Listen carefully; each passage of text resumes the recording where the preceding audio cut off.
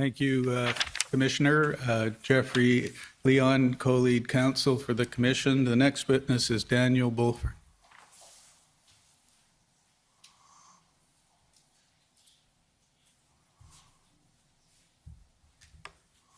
Okay, go ahead. Mr. Bulford, will you swear on a religious document or do you wish to affirm? On the Bible, please.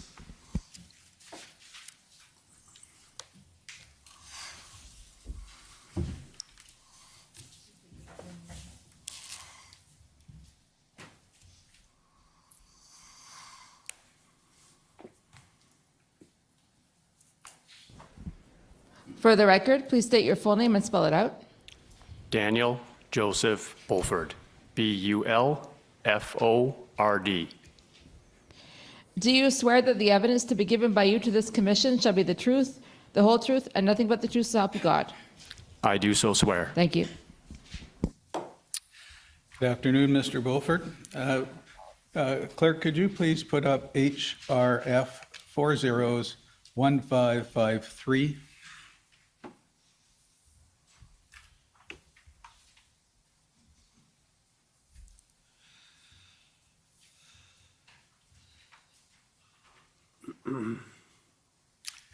You recognize this as a statement that you prepared for the commission? Yes, sir, I do. Okay, we will put that in evidence. And if you ever need to refer to the statement while I'm asking you questions, you'll let me know, okay? Yes, sir. You can take that down now. I understand that you were born in Saskatchewan and resided in northern Alberta for several years. Yes, that's correct. And is it necessary that council speaks to the protection? He's already given that Okay, thank you. protection, Well, we but he can may just- want to do it again. Sir, that's protection has already been marked as an exhibit. You're listed in the Okay. written invocation. Thank you. Just simply for the record, I'll refer to the statement that's in the record and the fact that you are under subpoena from the commission, and as a result, it will be deemed that you've objected to each answer to seek the protection of the relevant evidence acts. Okay? Thank you, Commissioner. Thank you for that reminder. Now, I understand that you spent 15 years in the RCMP, That's correct. and tell us briefly your career in the RCMP. I joined the RCMP in August of 2006. I graduated from the Depot Training Academy, January 2007. I was posted to Whitehorse, Yukon as a general duty constable for roughly 4 years. In December 2010, I transferred to Mayo, Yukon, a smaller, more remote community 4 hours north of Whitehorse. I was posted there for roughly 2.5 years. And then I transferred to Ottawa, where for the remainder of my career, I was a full-time sniper observer on the National Division Emergency Response Team. You resigned from the RCMP in December 2021? That's correct. And why did you do that? I spoke out publicly against the federal government vaccination mandate for COVID-19 vaccines. And after speaking out publicly, my security clearance was revoked. And I knew that I would be subject to disciplinary action. And after I reviewed what my options were in regards to that, I discovered that if I was terminated for misconduct, which I suspected would be the case, I could potentially lose roughly half of my pension transfer value. So I made the decision to resign out of fear that I would not be able to set my family up adequately financially in the future.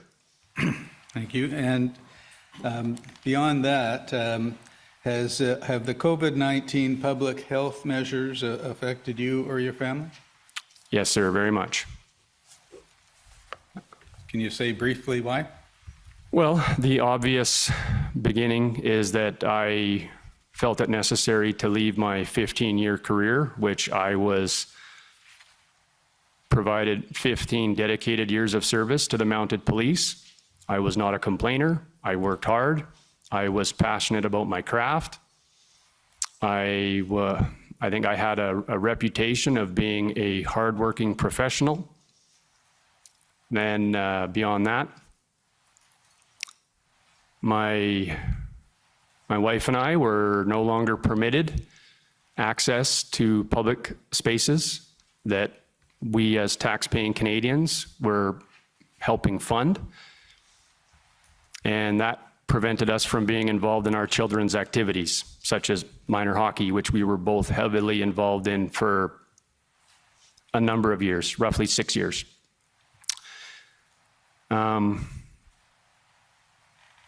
We couldn't travel to see our family in northern Alberta, which, living in the second largest landmass country in the world, was problematic. So it's roughly 40 hours of drive time. And we lost neighbors and friends who were perfectly fine to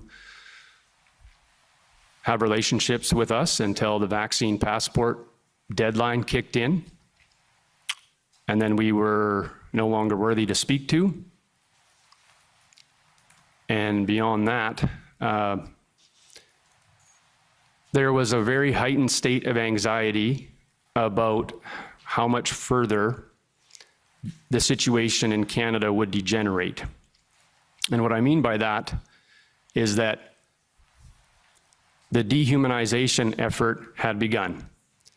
And that was I believe that was in August of 2021, when the Prime Minister had initially announced the impending federal vaccination mandate, and then he was campaigning into September for his snap election. And he was making comments regarding. Okay, sir, we only have an hour, so Okay. Can we, I think the commissioner understands what you're saying. The ultimate problem was that the Canadian population was led to believe that people like myself and my family were a threat to other people and their children, which was not true, by his own admission in July of 2021 on camera. And you're a member of an organization, Mounties for Freedom, that opposes public health measures and specifically COVID-19 vaccine. That's correct. And also Police Stand on Guard for Thee, which are police officers, active and retired, whose stated mission includes to repair and regain public trust being damaged or lost due to the enforcement measures of due to the enforcement emergency measures, correct? That's correct. And then you're also on the advisory board of Taking Back Our Freedoms. That's correct. And we've heard Taking Back Our Freedoms about that organization in the previous evidence. I take it was founded to push back against COVID-19 vaccine mandates? I would say that's accurate, but in general, the COVID measures that were resulting in a segregation of our society. So not just the mandate, but the passport as well. And its mission has expanded to focus on rejuvenating Canada's democracy and institutions, correct? That's correct.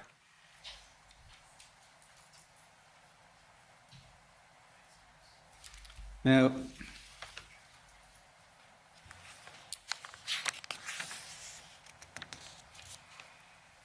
when did you first learn of the Freedom Convoy?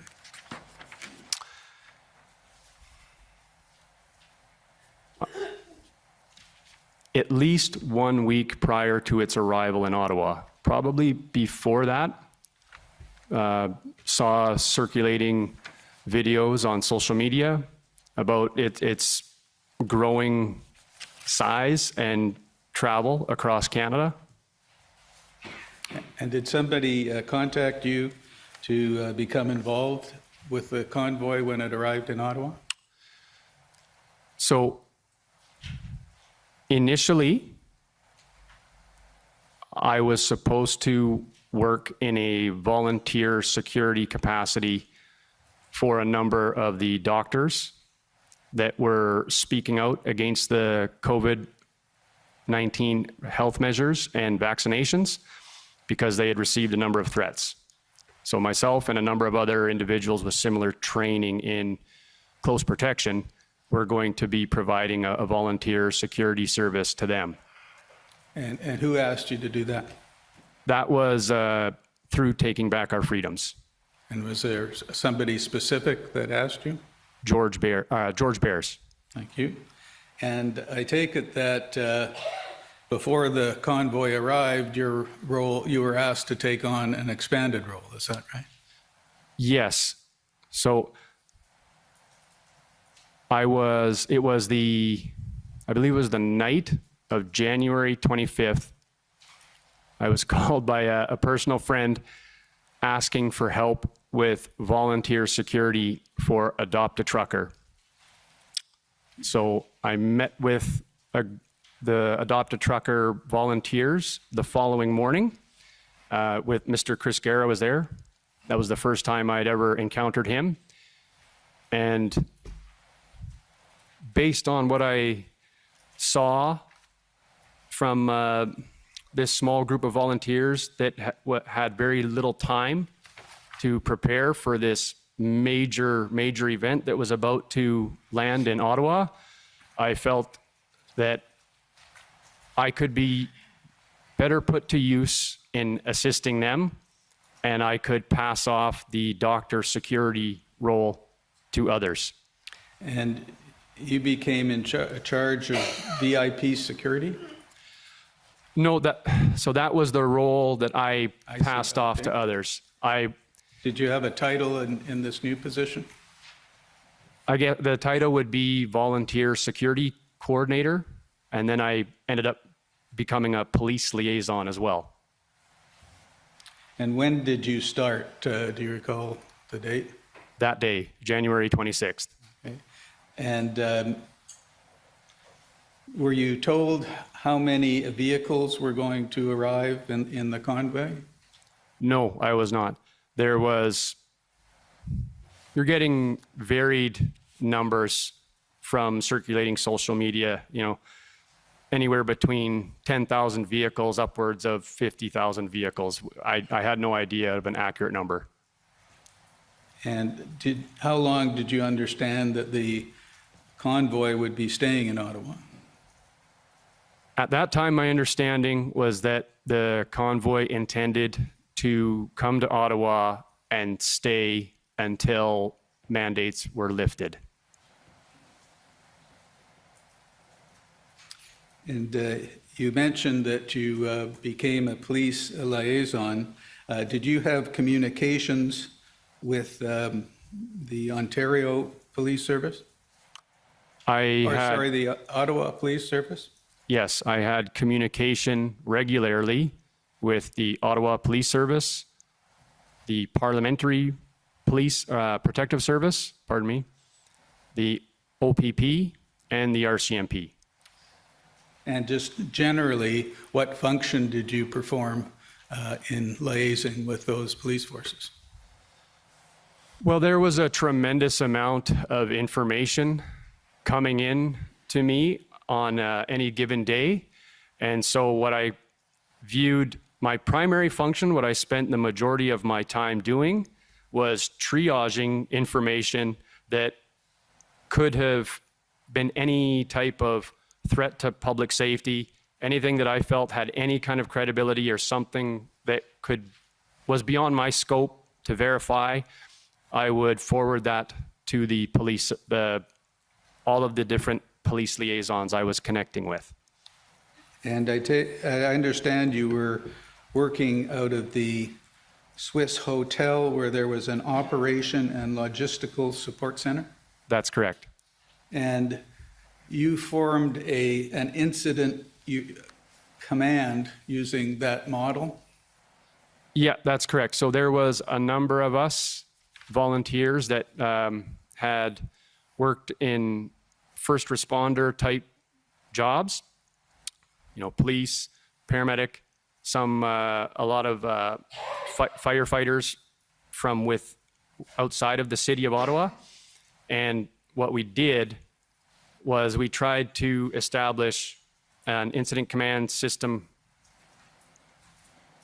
like a network and a model, an incident command model, so that it was easily identifiable who was responsible for what, so that it would make our communication more efficient and just to overall streamline our day-to-day operations. And one of the other individuals working with you was Vincent Geersis. Have I got that right? Yes, Vincent, he came to the Swiss Hotel very early on, and we connected. And what eventually happened, my apologies, he came to the Swiss. He was there for the first weekend, maybe? Not a very long period of time. He returned home, and then he came back to Ottawa, at which time, when he asked me what he could do, I asked him if he could go over to the ARC Hotel and support them. Thank you. And then who was the first police person that you communicated with? Constable Isabel Sear-Pidcock of the Ottawa Police Service. And did you call her or did she call you? I called her on the 26th. And could you tell us about that conversation? Yeah, I contacted her. I gave a brief description of who I was and what I was going to be doing in support of the convoy. Mr. Guerra had advised me that he had already been in communication with her and that we were expecting a map package from the Ottawa City Police as to where the trucks were supposed to enter into the city and where they were supposed to park and stage. And did she tell you anything else, let's say, about emergency vehicle lanes? We may have discussed that on the phone call, but it was definitely, there was specific instructions delivered in the map package that she did end up sending me on the 27th of January. And so could you put up, please, HRF 00001313?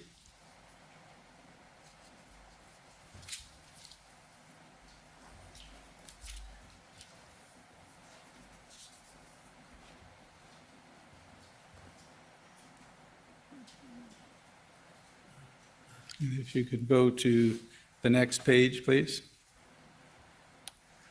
Is this the map package she sent you? Yes, I believe so. And we see it says under Ottawa Truck Convoy, take direction from police whenever applicable, leave open space for emergency vehicle access at all times, no closed trailers permitted on Wellington near Parliament Hill.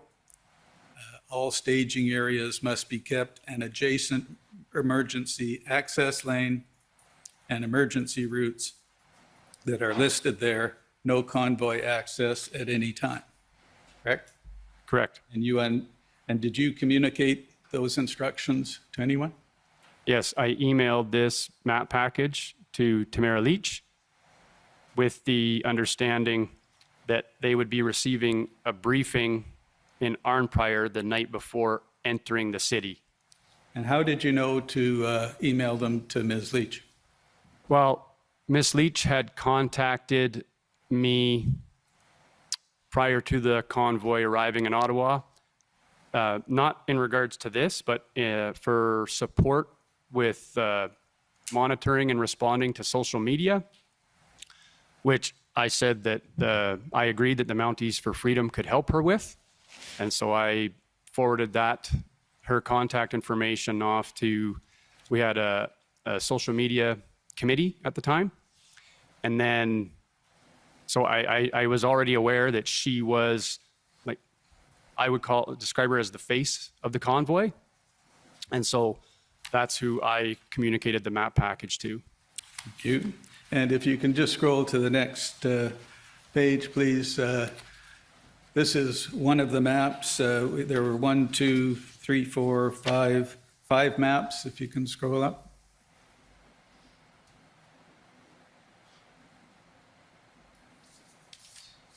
And again, what were those maps of? What was that telling you? These are the entrance routes for the various convoys that were approaching from different directions, and where they would be directed to enter the city and where to park. And if we can go to the next page, please. This is from Constable Sarah Piddock, and it says routes to staging areas. And what did you understand that to mean? Exactly what it says. And so you knew that you understood there would be certain staging areas? I did. And if you can go to the last page, or sorry, the next page over. Sorry, one, yeah, there. There are certain instructions there, including no parking on Elgin Street from Wellington to Highway 417, and so forth. And all of that, you say you passed on to Ms. Leach? Yes.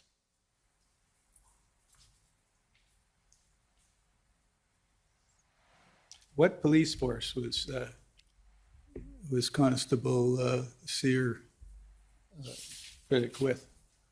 Ottawa Police Service.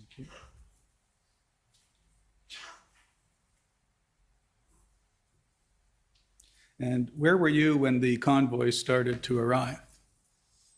I was in the Swiss Hotel.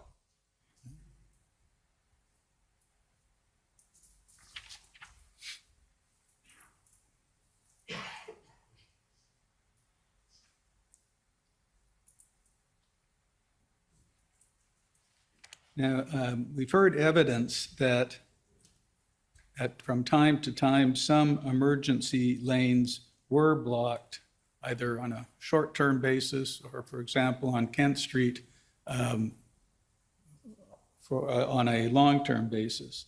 What observations did you make about emergency lanes? I did see when I would do let's refer to it as a perimeter walk, that the only place that I ever observed that the emergency lanes were blocked was for roughly, I would estimate 2, maybe 3 blocks north and south on Kent Street.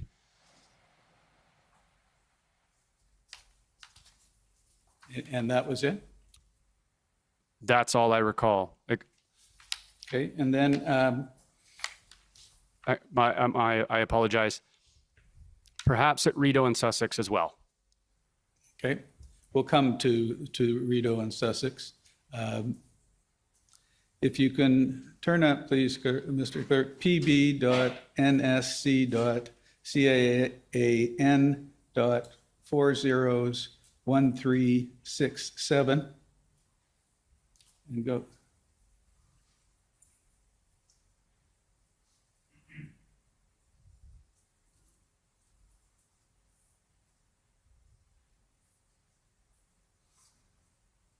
And if you can go to page 10, please.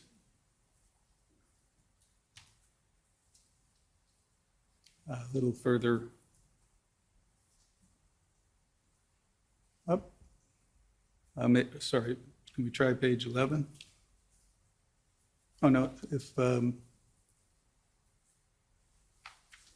excuse me for 1 second. Well, let me just ask you the question. Did you have a further conversation with members of police forces on January 28th?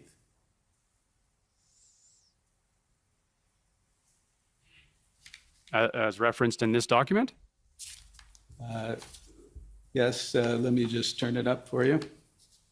It's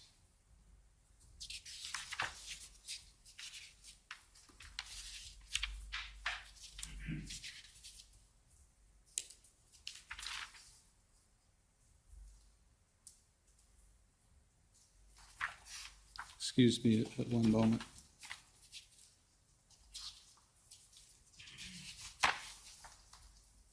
All right, it's page 11 at the bottom.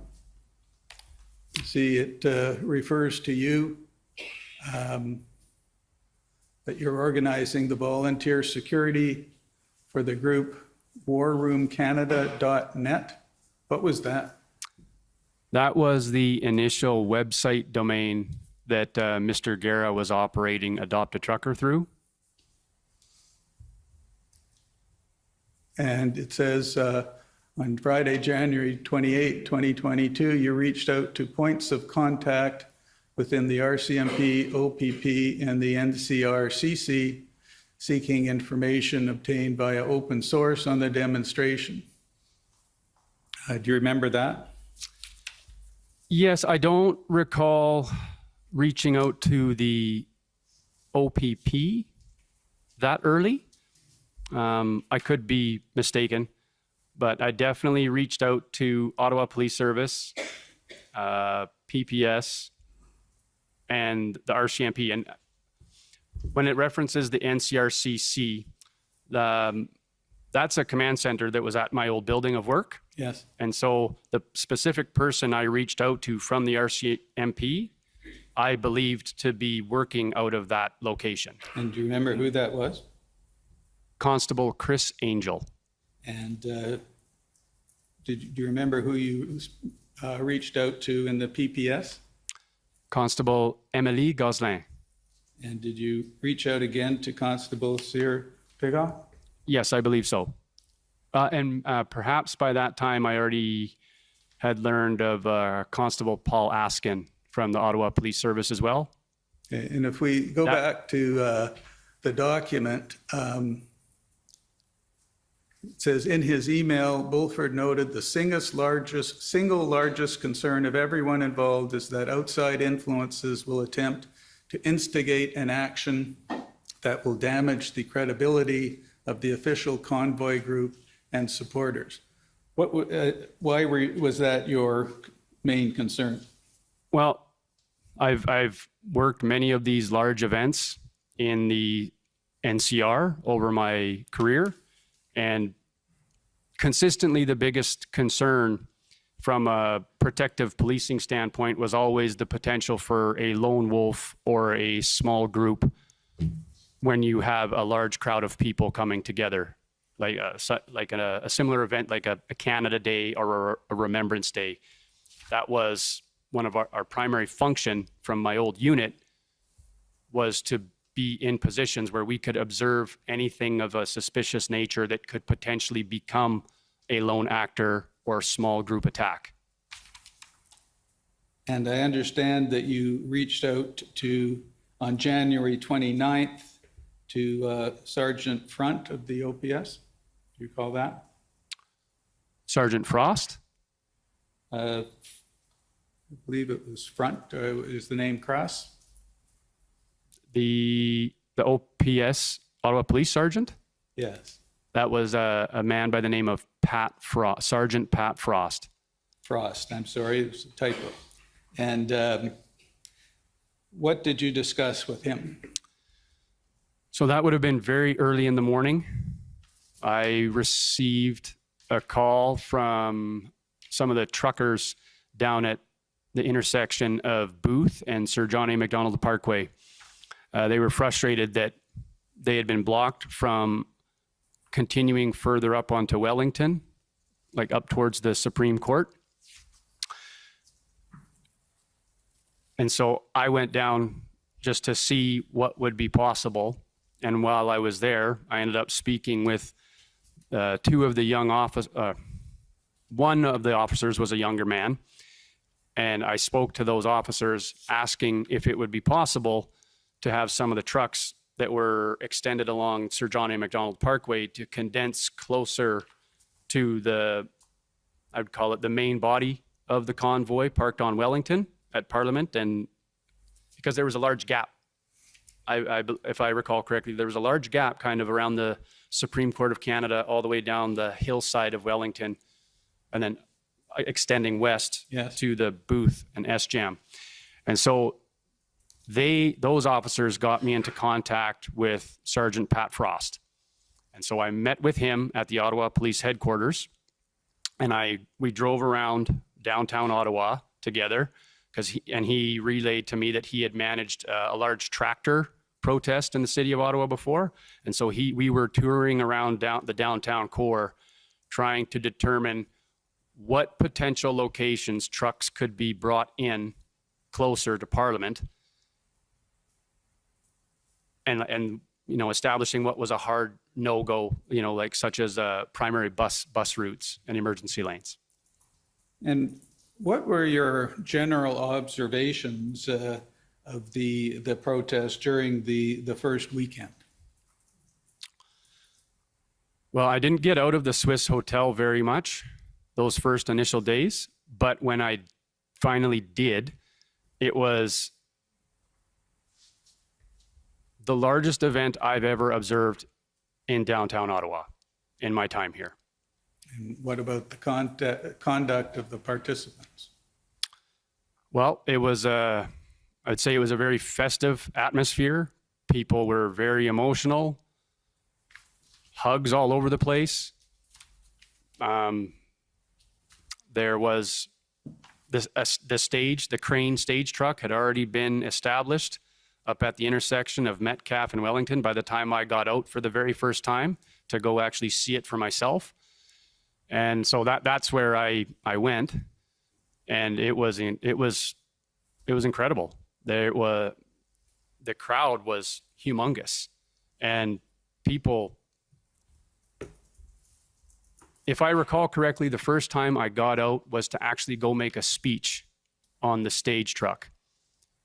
And it was a very overwhelming emotional experience, because I felt that there was a sense of hope that Canada wouldn't go to a very dark place. And what was your speech about, just very generally? Well, I know that I included some of those remarks in my speech, that prior to that convoy, I was ready to leave the country. My wife and I had discussed that at length, moving somewhere where we would be, treated as an equal citizen, and especially for the future of our children. And that seeing the convoy and the rallying of support behind it all across Canada restored my faith in Canadians, that they weren't just going to let Canada degenerate further. Did you talk about security issues or behavioral issues? I did. I gave a thank you to the first responders, and I even kind of tipped my hat slightly to some of my old colleagues that were up on the roof of the Parliament buildings doing overwatch, saying that I know a lot of these people, they're good people, and they're here to protect us too. There was a great deal of mistrust of the police, and I reminded everyone, or advocated for everyone, to remain lawful, peaceful, and lawful at all times, so that the government and the media could not label us with similar derogatory terms that they already had. And if we could go put back up, please, HRF 401553. And if you can just scroll through that to the date February 1.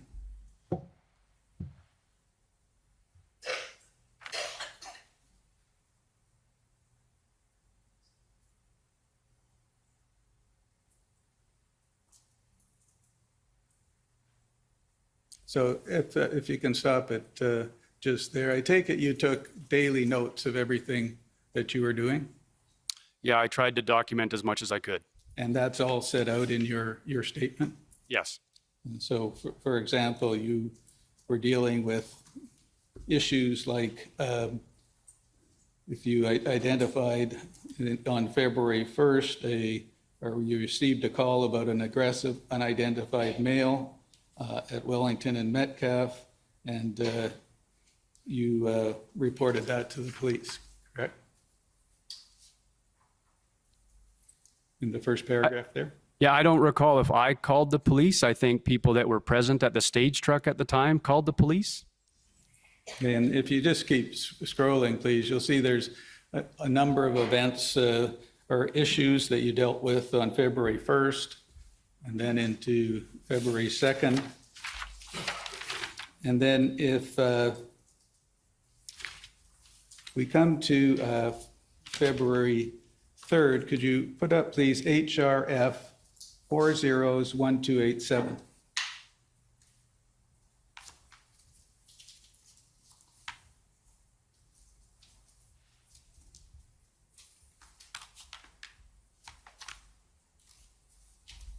This is a letter from the Justice Center for Constitutional Freedoms to the mayor, but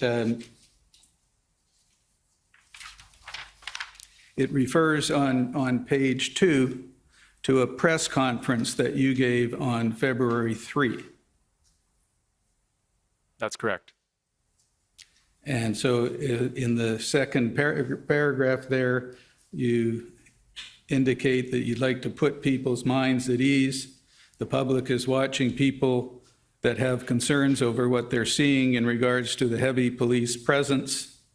What was your objective there? Just to bring down the overall anxiety level of the protesters.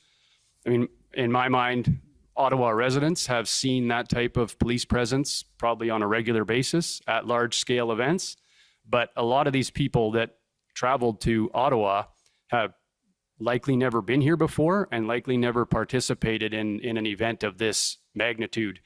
So I just wanted everyone to understand that when you have a massive crowd such as this come to the National Capital Region for a large event, it's normal to have multiple police agencies involved. It's normal to have specialized units moving around in more tactical looking clothing. And it's normal to have snipers on rooftops, because that was something that a lot of people were really panicked about. They were nervous about the presence of snipers being on the roof. And that being my old job, I was able to speak to people and keep them calm. Be like, it's totally normal. Don't panic. That's what happens here all the time. And if you can go put up, please, HRF 401289. And it's page 11 of the document, I believe.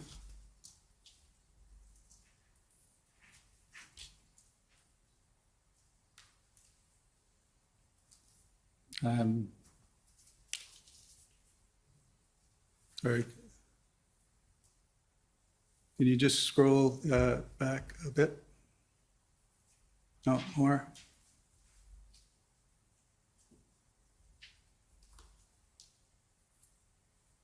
I scroll up then, sorry about that. No, the other way, please. Yeah, keep going, please. More. This, keep going, please. This is an affidavit that you swore in connection with the proceedings, the class action commenced by Zexi Lee. Yes, that's correct. And you talk about, at paragraph 7 and 8, if you can scroll there, about a complaint from an Ottawa resident about honking through the night. Yes, that's correct. And you say you told him that quiet hours from 8 p.m. to 8 a.m. had been put in place. What was your understanding of that? Who put that into place? My understanding is that the truck captains had already put that into place maybe even the day before, if not that day, the day before. That's what was communicated to myself. And this was the one and only complaint I ever received about it. And what was your understanding moving through the period of time that the convoy was in Ottawa? Did that change?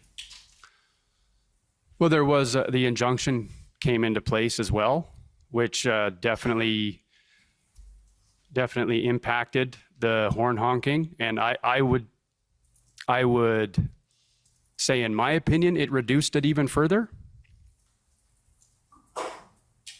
And can we go to paragraph 9 of your affidavit? You say there, my primary concern is individuals or groups with potential to deliberately instigate conflict with the Freedom Convoy movement and to discredit the Freedom Convoy.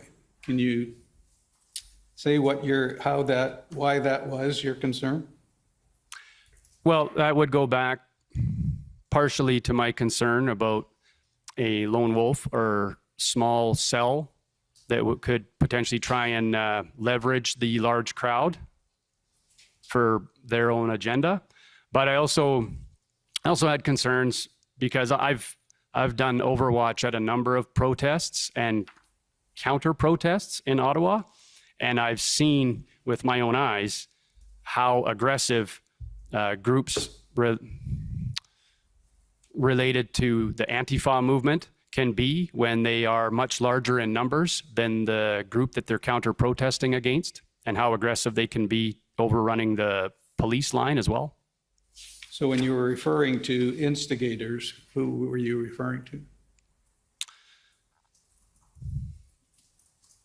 Well, people who would deliberately try to initiate a violent interaction with a Freedom Convoy protester, or maybe even someone who would try to infiltrate the crowd with a racist type flag to try and bring discredit to the Freedom Convoy protest. And do you recall, and I believe the date was February 8, having a conversation with Constable Wierzbicki about your concern and displeasure with the psychological operation being waged on convoy participants? Yes, I do. And what was that about? So in the initial, I would say close to initial 2 weeks, I thought that Chief Slowly was pretty fair in his remarks regarding the convoy, understanding his position as the chief of police of the city of Ottawa.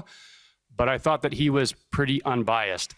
And then after I think it was a council meeting or a police services board meeting, there was a lot of rhetoric regarding the Freedom Convoy protesters' allegations of being extremists, insurrectionists. I believe even the term domestic terrorism may have been thrown around. And I noticed at that time it also coincided with a lot of that same rhetoric from the legacy media. And we'd already heard and seen the Prime Minister using similar language.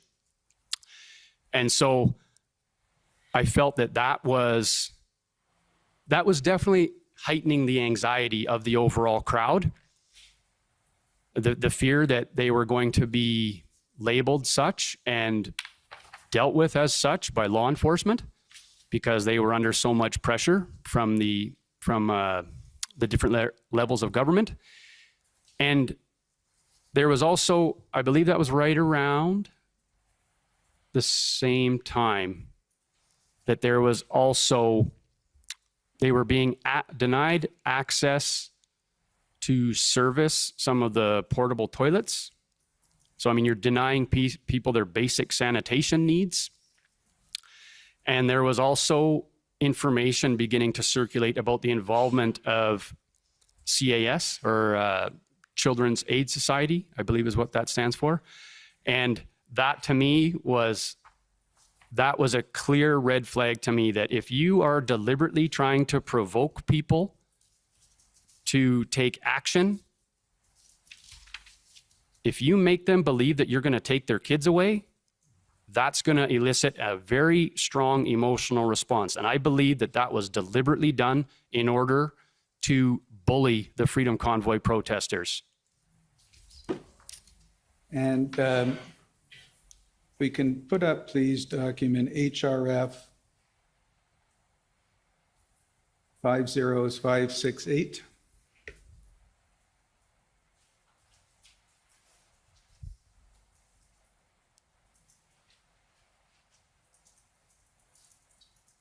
Is this the type of daily security briefing that you would prepare on a day-to-day basis?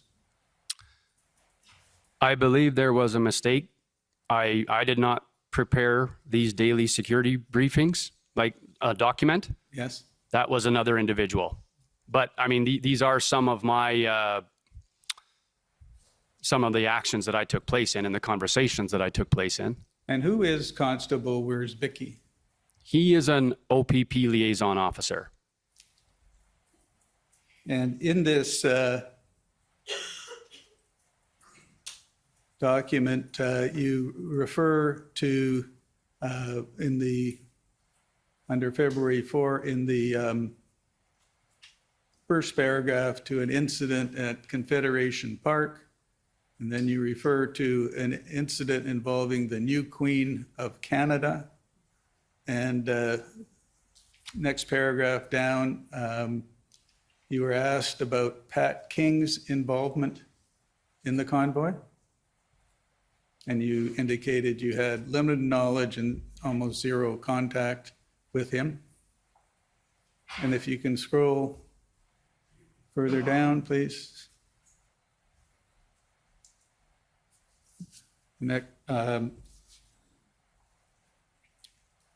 Next page. There is no next page. Did you also at one time speak to Constable Wierzbicki about a memorandum of understanding that was circulated? I don't recall speaking to Constable Wierzbicki about that, no. Did you know about the memorandum of understanding? Yes, I had heard about it, and I think I may have seen it circulating online ahead of the convoy. The first time I ever actually read it was just last week. Thank you.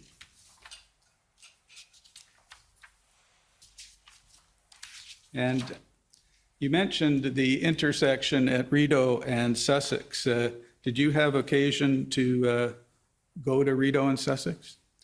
Yes, I walked through that intersection multiple times daily, well, at least probably twice a day, when I would go out for a foot patrol and when I would come back. And what were your observations? Well, they were primarily made up of Quebecois truckers, but then there was also, like other witnesses have testified, there was also like a Polish or Eastern European contingent. And I actually encountered a Cuban Canadian who spoke to me at length about how he felt strongly about being there to support the convoy because he had lived through communism and that Canadians could not give up their freedoms. And were you there at any time when there was attempts to move vehicles from Rideau and Sussex? No, I was not. And what was your impression of the way people were behaving at the intersection? Well, on weekends, they would have a stage and music, and they would have like a nightly dance party on definitely on the Friday and the Saturday night, typically, is what I recall. And what about during the week? Do you recall? There was a lot of different food tents and barbecues. People were cooking and preparing food in clumps of people. Now, we heard evidence from Keith Wilson, you know Mr. Wilson, Yes, I do. that there were leaks in either the OPS, OPP, or both, because the convoy organizers were aware of police operations before they happened. Did you know about that? I never had any active duty officers leaking me any sensitive information. I did have a number of police officers, former police officers, former military, that were helping me with some of the different security tasks. And there was,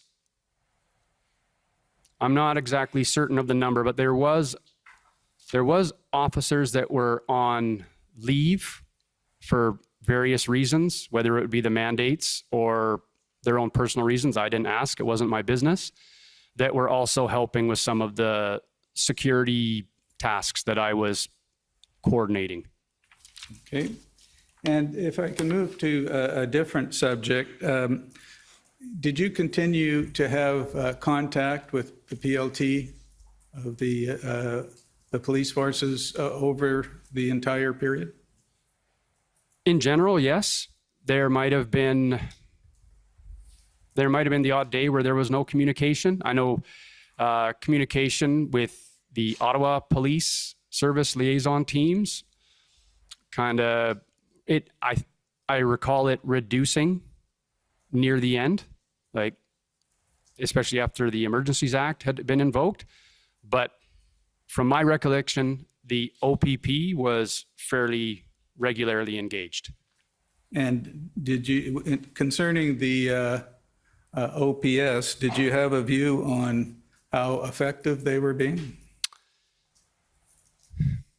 Well, I think they were overwhelmed by the size of the convoy.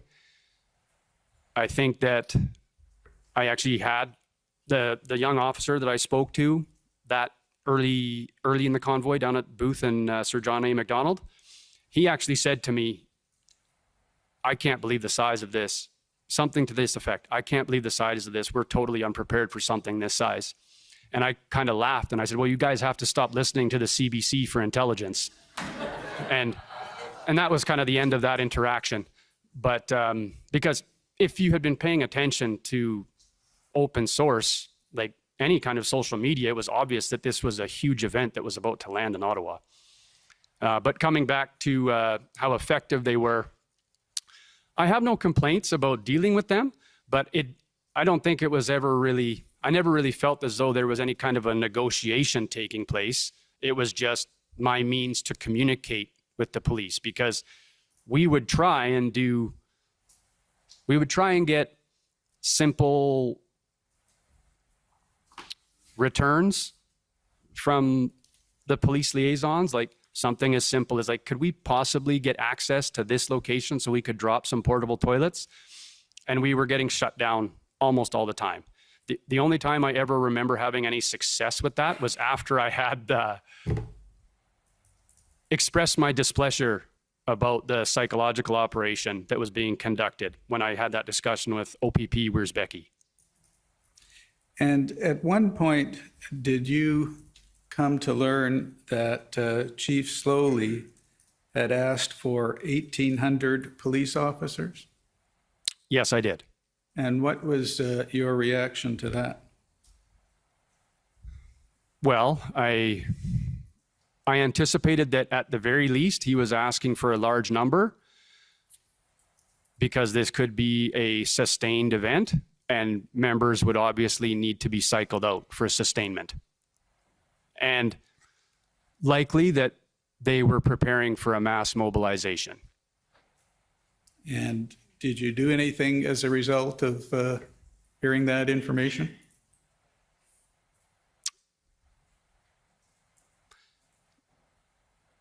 I mean, we had discussions about it. It didn't change what my role was. My task was to just continue trying to keep things as safe as possible. And were you aware of negotiations that were taking place between the leaders in the convoy and the mayor? I was made aware of that after the fact. Okay.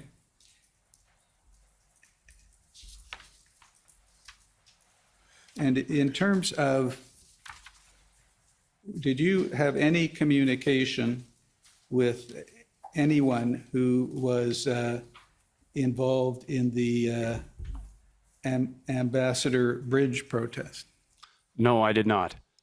I believe we've already seen an email that was forwarded to me by Miss Leach Yes. during her testimony, and that was the only time I'd ever seen anything from Windsor, and that I didn't even open that until well after the Ottawa convoy had been dismantled.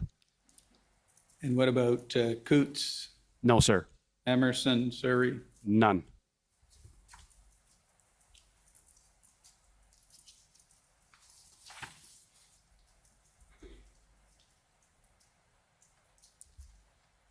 Now, at what point do you recall learning that the Emergencies Act was to be invoked? I believe the day that it was officially announced by the federal government. Did you hear anything about it prior to that date?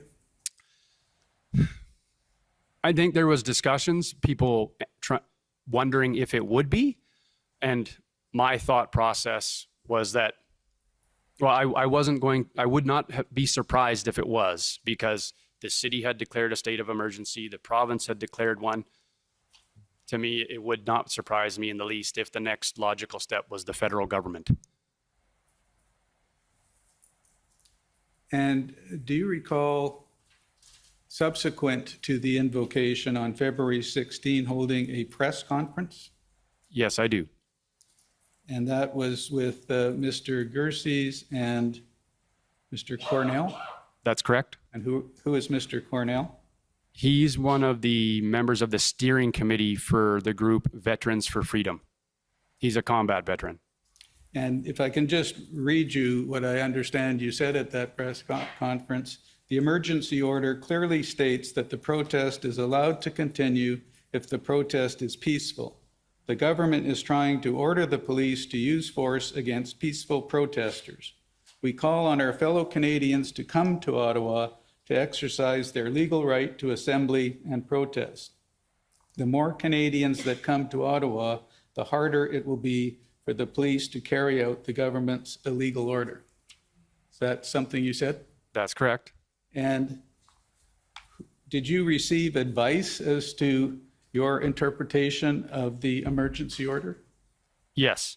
We'd received a briefing from the legal team that, based on, I believe it's Justice McLean's ruling, that as long as people did not come to Ottawa to engage in violence, disrupt trade, or block critical infrastructure, we still fell within the confines of a lawful protest. And did somebody request that you give this press conference, or did you do it on your own initiative? Well, I was working with the media relations people from early on. I think like you mentioned, that my first press conference that I attended was on February 3rd. And so I did a number of press conference events during my time with the convoy. And at this point, isn't it fair to say that you believe that enforcement action could come at any time?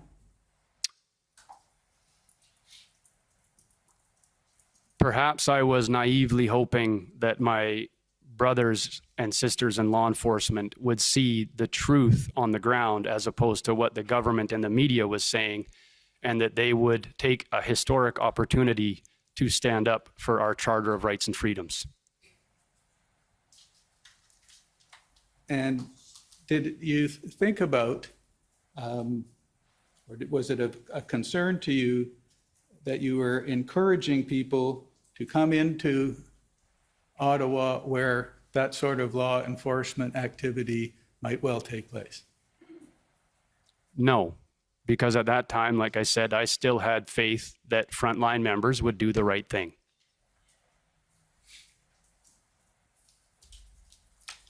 Now, my understanding is that on February 18, Your wife advised you that you were going to be arrested? Yes, that's correct. She advised me that she had received a text message from one of our neighbors that the news was reporting that the police were looking for me to arrest me. And if we turn to the document PB-NSC CAN 408924.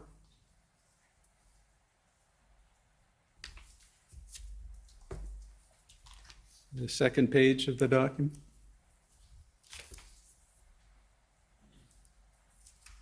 This is an RCMP document, and if you look at the bottom of the page, you'll see information collected.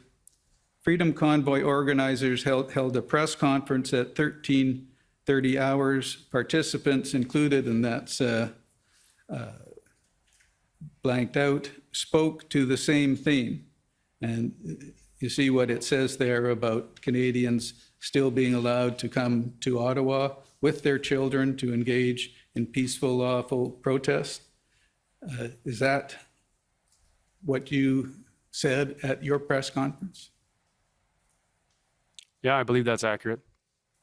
And you'll see the last paragraph there. All three individuals have contravened to Section 5 of the Emergency Measures Regulations by inviting a person to participate in an assembly that may reasonably be expected to lead to a breach of the peace. Now, I can come back. Were you arrested on February 18th? Yes, I was. And can you briefly tell the commissioner about that? Well, after the press conference, and my wife showed me the text message from our neighbor, I left the Lord Elgin Hotel. I walked down to Rideau and Sussex, where I knew that the police action had already begun. Initially, I encountered the Sûreté de Québec.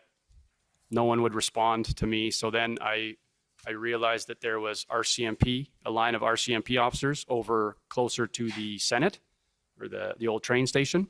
And so I walked over to them. I approached the line. I presented myself, and I said,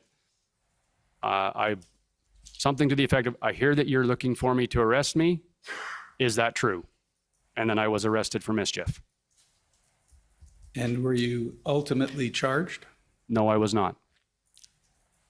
Were your bank accounts frozen? Yes, they were. Can you tell the commissioner about that, please? To my recollection, we realized that our bank accounts were frozen. So 2 different banks and a primary credit card. I realized, how I recall it going was that accessing online banking with our primary bank, and it was just like a blank dash where the account balance would normally be. And then I believe my wife confirmed with the other bank, attempted to use the credit card, and it was declined. And my wife spoke to a banking professional, a friend of ours, to ask if, with our accounts frozen, would our mortgage payments and automatic withdrawals still be paid, and we were advised that it would not be. And so I would say roughly a period of 5 to 6 days, we were completely dependent on what cash we had. And after that, how long were your accounts frozen? I believe my accounts were unfrozen on the Tuesday, the 22nd or the 23rd of February, after the Emergencies Act had been revoked. So they were frozen for how many days? I believe I realized they were frozen on the 17th. And then I think that was the Thursday. I didn't receive any kind of notification about it until I think the bank, one bank, called me and left a voicemail message on the Saturday. And then it was unfrozen after the Emergencies Act had been revoked. And were you able to meet your day-to-day expenses during that period? Well, fortunately, we didn't have a whole pile of expenses that we had to incur during those days, but we had some help from some family. Okay. Thank you, sir. Those are my questions. If I may add one thing about the accounts being frozen,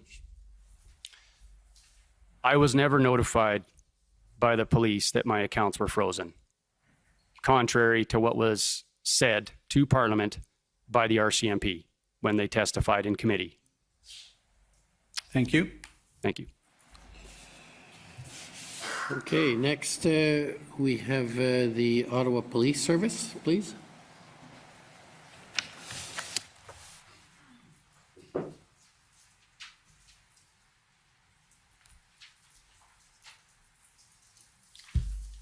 Good afternoon, Mr. Bulford. My name is David Mijakovsky. I'm a lawyer for the Ottawa Police Service.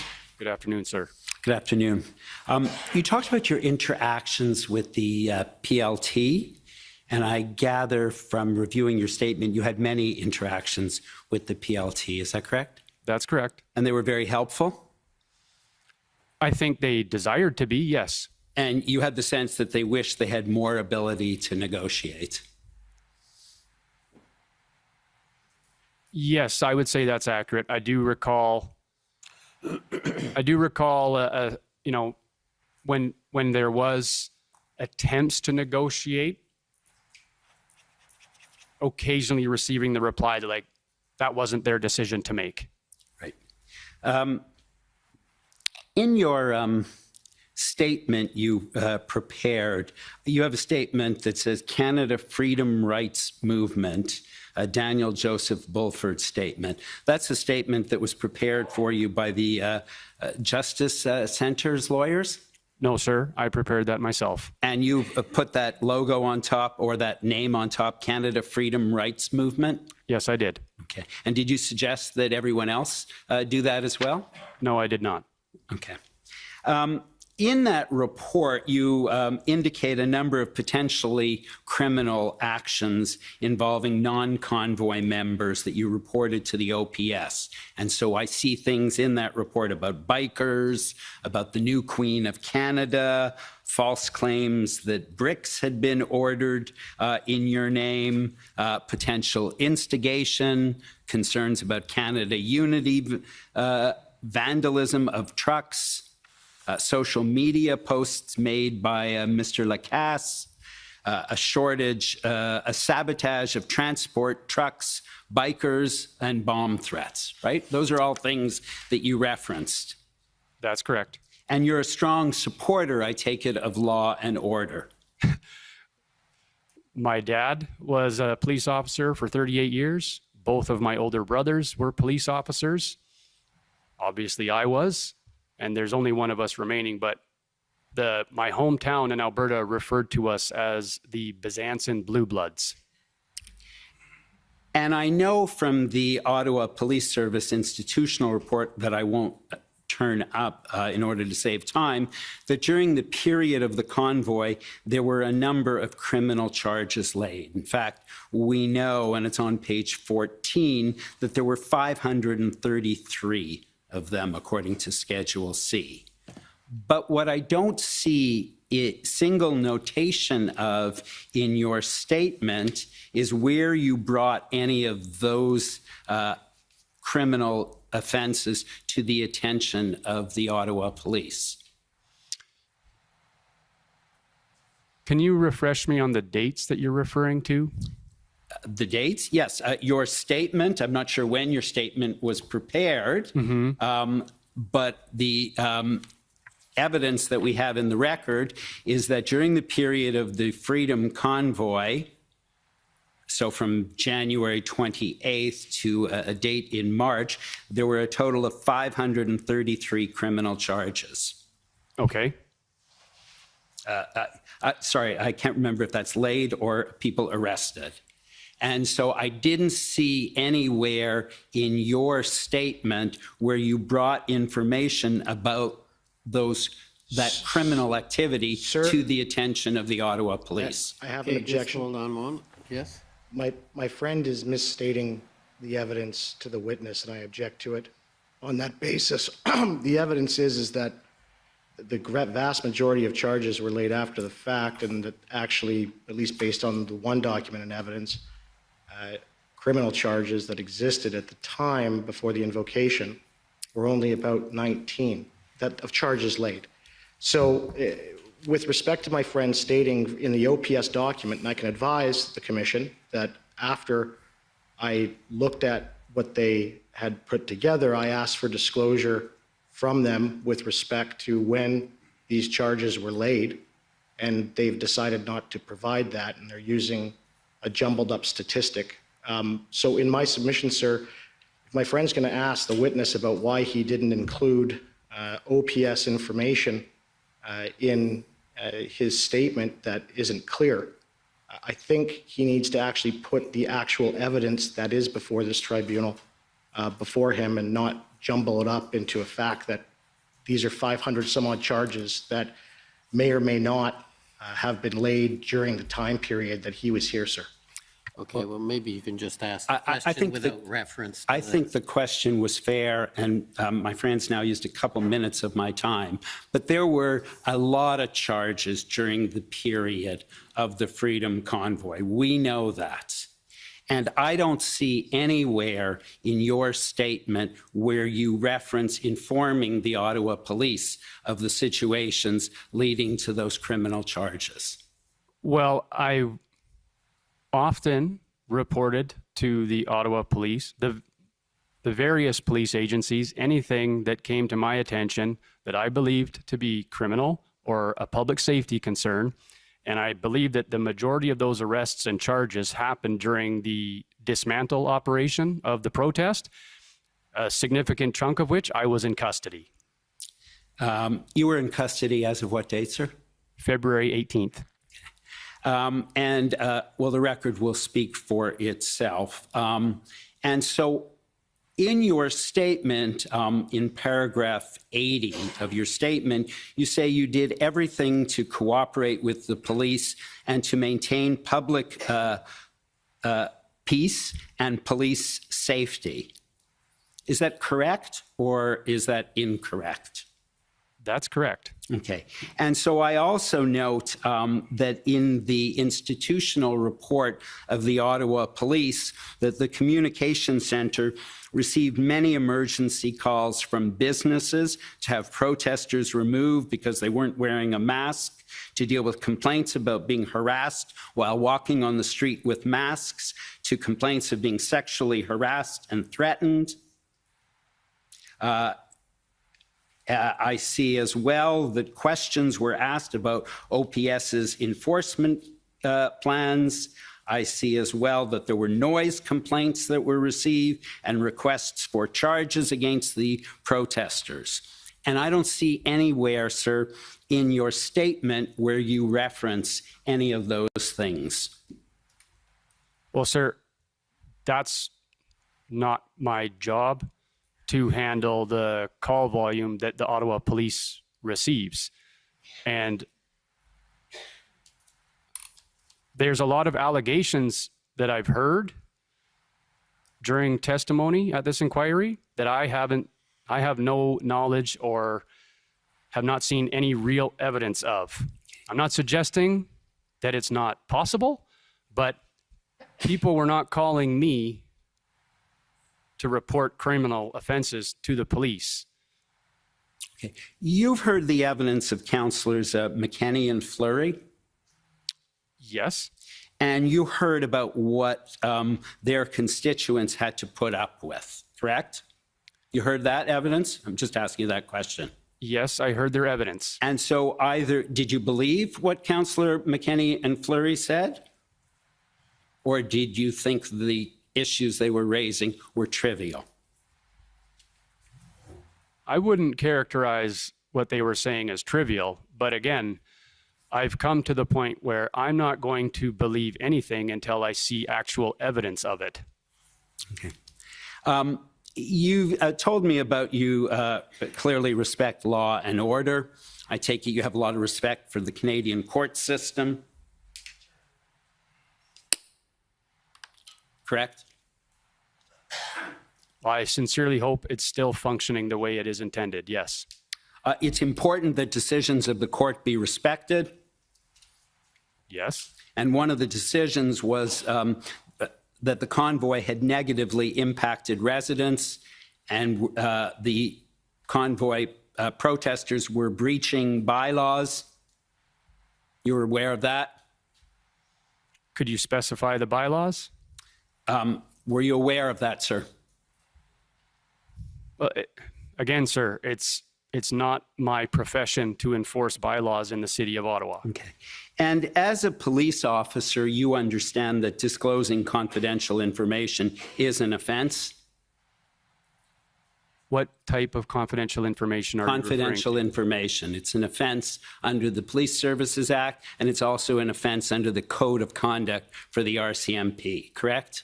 That's correct. You mean like as it relates to information I learned during my time as a police officer? No, I'm just asking you the question generally, that the disclosure of confidential information is an offense, correct? While if a serving police officer discloses information, that is an offense, correct? Like under the, if I was to disclose something confidential as an active serving police officer, that would be an offense under the RCMP Code of Conduct? Right. I would agree with that, yes. Right. And same thing would apply to a municipal police officer who discloses information they had as a police officer. I'm not entirely certain. I would assume you're probably accurate, but I didn't fall under the Police Services Act. Okay, sure. It would be breach of confidence if that's of assistance. But it can also potentially be a criminal offense as well, correct? Breach of trust? Yeah, probably. And being a person who supports law and order, you would not condone that kind of thing, would you? You wouldn't want police officers to be breaching their oaths and providing confidential information to members of the convoy, would you? No. And so Mr. Wilson, in his witness statement, talks about people working at the Swiss Hotel. That was where you were? That's correct. And so he said there were former law enforcement officers, they had radios, maps. Many of these ex-service personnel were connected and brought in intel. Wilson is unaware of the sources, but the Freedom Convoy was receiving leaked information from law enforcement. I just want to be clear, you never became aware of any leaked information from Ottawa Police Service officers, did you? I will be 100% clear. At no time did I receive sensitive information from an active duty Ottawa police officer. And you never received confidential information from an Ottawa police officer, did you? No. Okay. And Mr. Wilson never told you who these people were? No. And you were very involved in the security, the response and the incident command that was going on at that hotel, correct? That's correct. So one would expect that you would know if there was leaked confidential information, correct? Yes, I expect I would. And you're not suggesting, obviously, that if such a thing had occurred, that the Ottawa Police Service would condone that kind of thing, correct? I think it's fair to say that the Ottawa Police would not condone that. Right. And one of the things you reference in your statement at paragraph 80 is you accuse the police leadership, and I'm just going to quote you, of, quote, knowingly attempting to instigate a strong emotional reaction from convoy participants by using inflamed rhetoric and threatening the involvement of Child Protective Services. Yes, that's correct. Okay. Mr. Clerk, I wonder if I could ask you please to call up HRF 401553.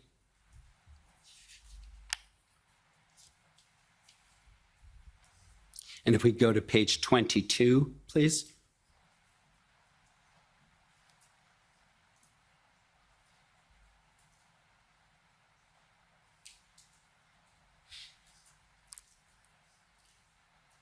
At paragraph 103. Thank you. And I'll just read that sentence, the first sentence, sir. I also advise him, this is from your statement, correct? That's correct. I also advised him of my belief that our own government was committing crimes against humanity, allowing thousands of Canadians to die because they've been denied life-saving treatment, and others have been disabled or have died from the vaccine, something a homicide detective may want to consider. And would you agree with me that that would be an example of inflammatory rhetoric attempting to instigate a strong emotional response? I don't think it's an example of inflammatory rhetoric. I think it's absolutely factually true. Okay. And that I was trying to elicit a response from Detective Benson.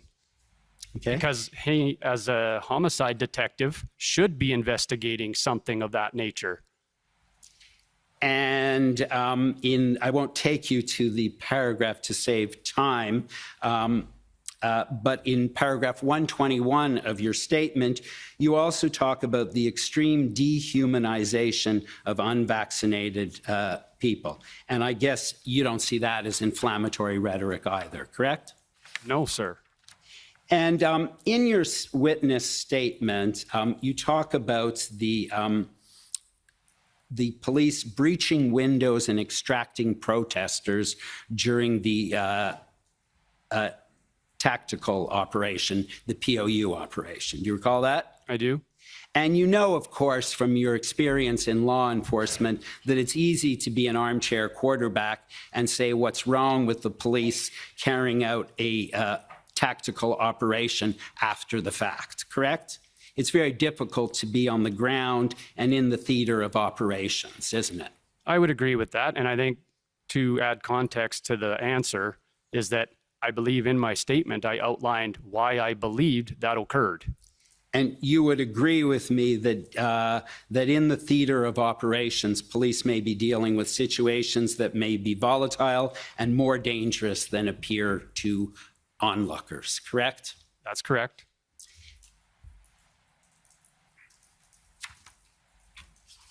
And you're aware from the police operations that were carried out by the Ottawa Police Service, the OPP, the RCMP, and a number of other public order units. You're aware from your experience that there would generally be an arrest and detention plan prepared for those type of circumstances, correct? Yes. And so OPP 04 OPP 404286, if we could just briefly call that up.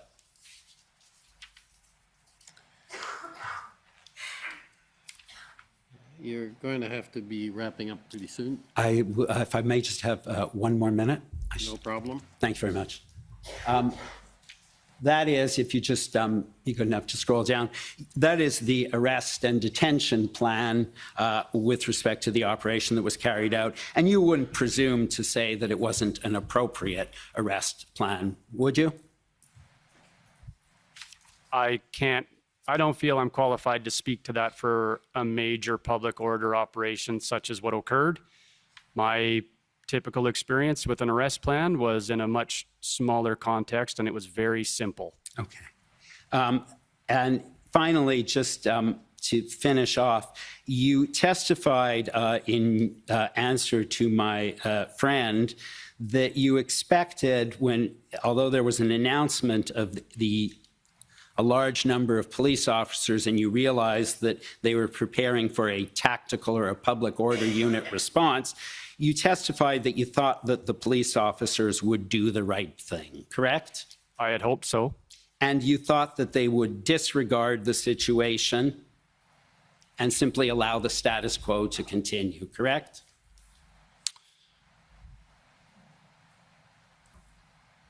Yes, I had hoped that they would see through the false narrative and stand up for us and do what was right and protect us. Thank you very much. Those are all my questions.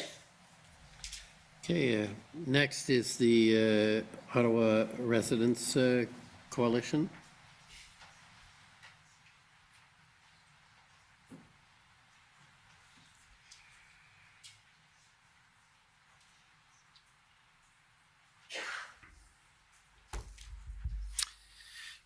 Good evening now, Mr. Bulford, I guess we can say. My name is Paul Champ, for the record, for the Ottawa Coalition Residents and Businesses.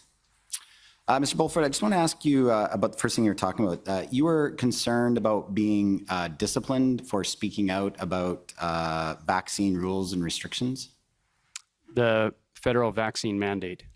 And you were concerned about being disciplined for speaking out about that? Yes, I was. Well, I'm very sorry to hear that. I think that would have been totally inappropriate. Well, that's my lived experience with the RCMP, sir. Yeah, I know. I've represented RCMP officers for over 20 years, including people for speaking publicly, and things have been different. I would have been happy to represent you on that. Now, I want to ask you some questions about your drive around with Sergeant Frost on the eve of the protests. So the two of you drove around looking at appropriate spots for the trucks to park, is that right? That's correct. And during that drive, did the two of you discuss in any way about how long the protest might last? I don't recall. It may have come up, and at that time, I didn't have an accurate timeline. For sure, because you've told us that you expected the protest would last until the federal government dropped vaccine mandates and rules. Is that right?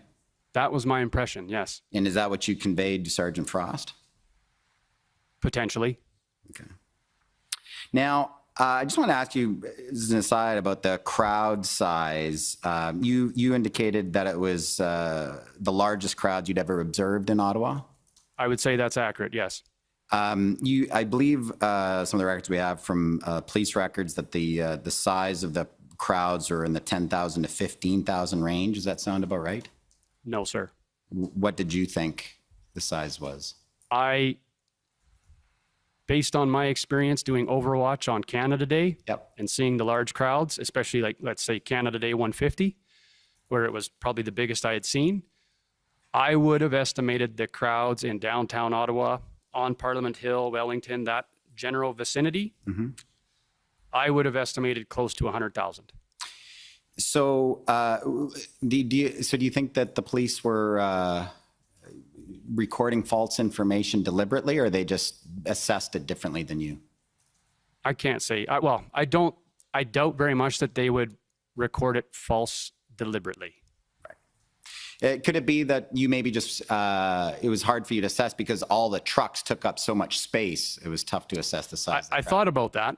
The trucks do take up a lot of space, but the crowd, even between the trucks, was jam-packed from the Supreme Court almost all the way to the Chateau Laurier. And I don't recall seeing that before. I recall seeing large crowds moving around Parliament Hill, along Wellington, into the Byward Market.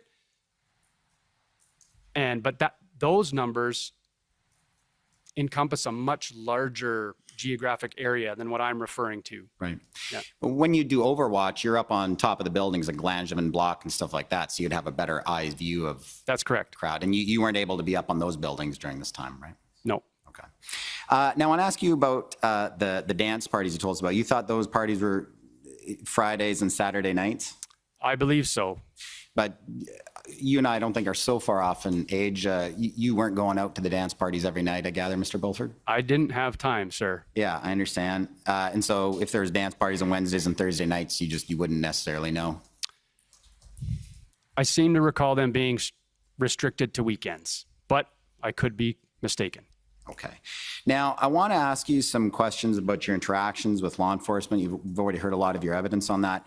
About your interactions with PLTs, but you also had interactions with officers who were off duty. Is that right? No. Like, you mean active officers? Yes, exactly. And just to be clear, I'm not going to be asking for names. I'm just trying to understand because we heard the testimony from Mr. Wilson the other day. Yes, I understand. And I just want to understand it. So is Mr. Wilson getting that information from others? I can't say for certain, but all of the officers that were supporting me in a security context were either off work for their own personal reasons, Right. or they had left their service. Right. They had made a similar decision to me and had decided to leave policing. How many people are we talking about here, roughly? A dozen? A dozen. And so each one of those officers would have had their own network of contacts in law enforcement. Is that right? Possible. And could have been getting information from current law enforcement? I don't know, sir. But you have to remember, it wasn't just, like, it was people from all across Canada, from multiple agents, like they had worked for multiple agencies. It wasn't just one service.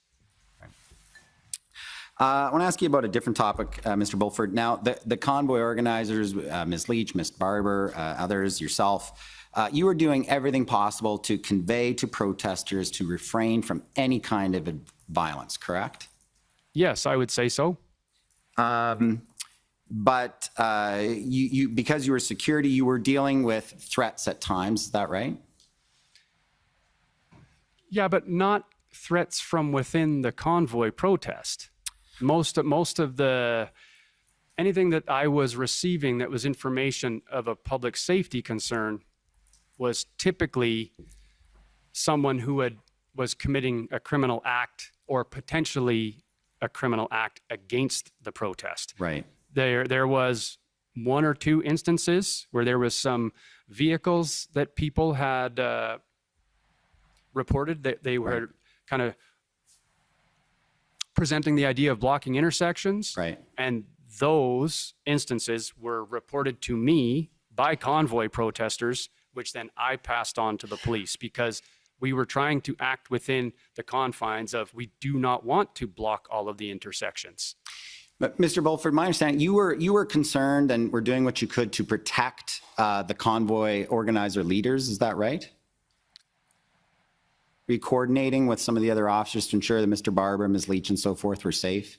Ms. Leach did end up getting a former military member to provide some security for her because she had received a number of death threats. Right.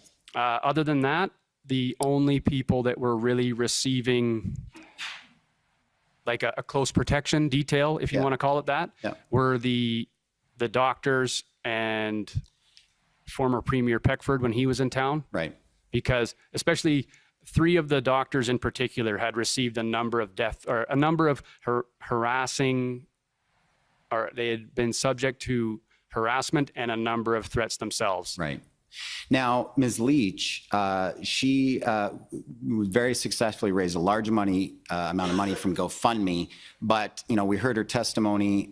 She was encountering all kinds of difficulty in accessing any of that money. You knew about that at the time, correct?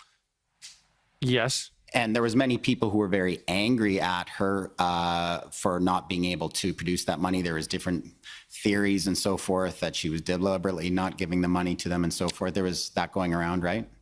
There was fractures within the I would say the freedom movement, maybe not just specific to Ottawa, but even people. I found that the people who are the biggest critics of people like Ms. Leach were people who are not here presently in Ottawa. Sure. But what I'm getting at is that, although Ms. Leach was trying to convey what she was, trying to do to get the access to GoFundMe money to help the truckers, which, we've seen all the documents, that's what she was doing.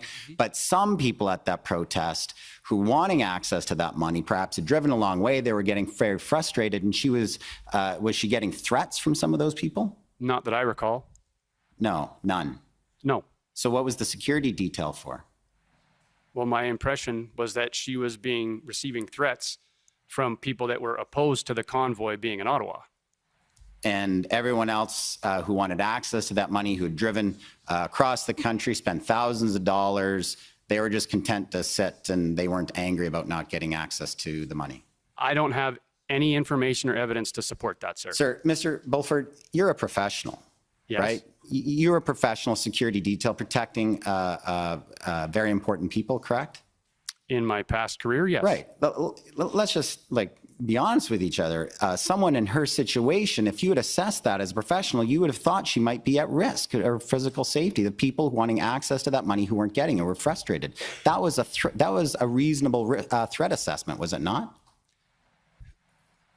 It could be potential, yes, but I didn't have any intelligence or evidence to support that notion. Other than the fact that, yeah, she was the face of the convoy. They had raised a substantial amount of money. But my experience, when you've seen Miss Leach in public, people loved her. Now, you're aware also, Mr. Bulford, that GoFundMe, they were concerned because some of their staff were getting threats for not releasing the money. Were you aware of that? No, sir, I was not aware of that. You never heard about that? No, sir. That was some of the concerns GoFundMe. So that Ms. Leach and Mr. Wilson and so forth never shared that with you? No, sir. What about fuel providers who then decided to stop providing fuel? Did you ever hear about any of them getting threats? From the convoy? Yes. Well, from anyone. No, sir. Companies Honestly, who stopped saying stopped. Yeah, right. Honestly, no. I don't recall information about fuel providers being threatened. Now, what about tow truck drivers? We've heard a lot about tow truck drivers. Were there any threats to tow truck drivers if they tried to assist law enforcement? Had you heard anything about that? The first time I heard of it was from the police witnesses at this inquiry. Right, right. And what about Mr. King? Mm-hmm. Did you ever view him in any way as a threat to any of the other convoy organizers? Like a physical threat? Yes. No, sir. You had never heard of him threatening or intimidating any of the other leaders? Mr. King came to the Swiss Hotel one evening, angry, and he ended up in a verbal altercation with Chad Eros, I believe. Mm-hmm. I didn't learn about that until the following day. I was not there when that occurred. Mr. King had a couple of very large people with him and was intimidating Mr. Eros? I don't know who he had with him. Okay. But I mean, Mr. King is a large man himself. No doubt. Now, what about media? Now, I know, obviously, you're not very supportive or don't consume what you call legacy media, but you were aware and heard of that reporters for some of those organizations downtown were often being threatened while they were down trying to cover the convoy demonstrations. You were aware of that, Mr. Bulford? I was not aware of that. I did learn that I believe the RCMP may have been providing security for some of those reporters. I saw one video just recently, like within the last 2 weeks, where I think Mr. McGregor, people were yelling in the background while he was trying to give a broadcast, but right. that was the first I'd ever seen of that. Or Mr. Raymond Fillion with TVA was pushed to the ground. I was not aware of that until you just said it. Or Mr. Evan Solomon from CTV News had a beer can thrown at his head. I was not aware of that either. And you hadn't seen any of the other videos or just on your own walkabouts ever seeing reporters for CBC or Global, whatnot, of crowds swarming around them and yelling at them? No, not that I recall. I remember some mainstream reporters approaching me the night that Miss Leach was arrested, when we were standing up by the stage truck, and they were trying to ask for interviews and I just declined, but I don't recall anyone being threatening towards them at all. Okay. So we didn't see any of those things. No, sir.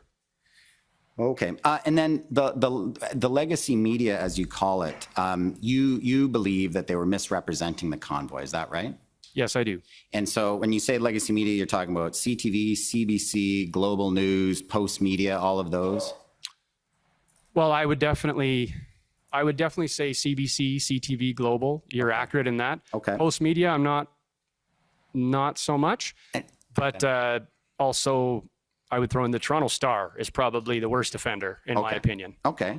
And then, so was it your understanding and belief that they were all kind of working together in some way to cover the convoy in a certain way? Well, it's been my experience, Mr. Champ, that they've been reporting very similar to each other for at least the last 2 years. I thought your early testimony was that you weren't really watching them during the convoy. Were you watching them or you weren't watching them? I didn't really have time to watch them that much, sir. I did review a few articles that people would send me. Like, for instance, the article detailing one of the local Ottawa residents who had been arrested early on in the convoy for carrying weapons in a public place. Right. And they wrote the article. I believe I saw it in the Toronto Star and CBC. But just the whole phrase legacy media, I'm just trying to understand what that means. Legacy media, that means like old media that can't be trusted? No, it's it's another name for the mainstream media, Mainstream right? media. The big outlets that Right. that seem to have, I don't know if you'd call it a monopoly, but they dominate the television, Sure. right? But all journalists, they all have an agenda that's counter to the people that you support. Is that what your understanding is? I did not say all journalists do. All journalists with legacy media. I can't say that. I can't say that all journalists do, but I've seen many concerning remarks come from the legacy media. Okay. Yes. Just last point, Mr. Bulford. I heard Mr. Mijikovsky from the Ottawa Police Service. Oh no, I apologize. Maybe it was the Commission Council asking you about racist flags that were being carried around during the protest, and I believe you were implying in your testimony that you didn't think those were real convoy protesters, that there were others who might have been infiltrating. Is that? Yes, I suspect that's the case. But you don't have any evidence for that. Well, I did see a photograph Yeah. of a gentleman who I know to be a photographer that follows Mr. Trudeau around on a regular basis, taking a close-up shot of a gentleman carrying a Confederate flag. It's because Confederate flags can be viewed as a racist flag. Is that right? That's correct. Right. It appeared staged to me. Right. And you didn't think that there was anyone involved in the convoy who brought Confederate flags to the protests. Is that right? Not that I was aware of. What the video I seen, the video of a masked man, like wearing a winter balaclava, walking through the crowd with a Confederate flag. And the video that I saw was a number of protesters telling him to get out of there because he wasn't welcome, and they didn't want that type of symbol being associated to the convoy. Right. All the convoy people left their Confederate flags at home, like Mr. Barber. Sir, I don't know what beliefs all of the people that came to Ottawa hold, and I don't know what they have in their possession. That would be purely speculation on my part. All right. Thank you.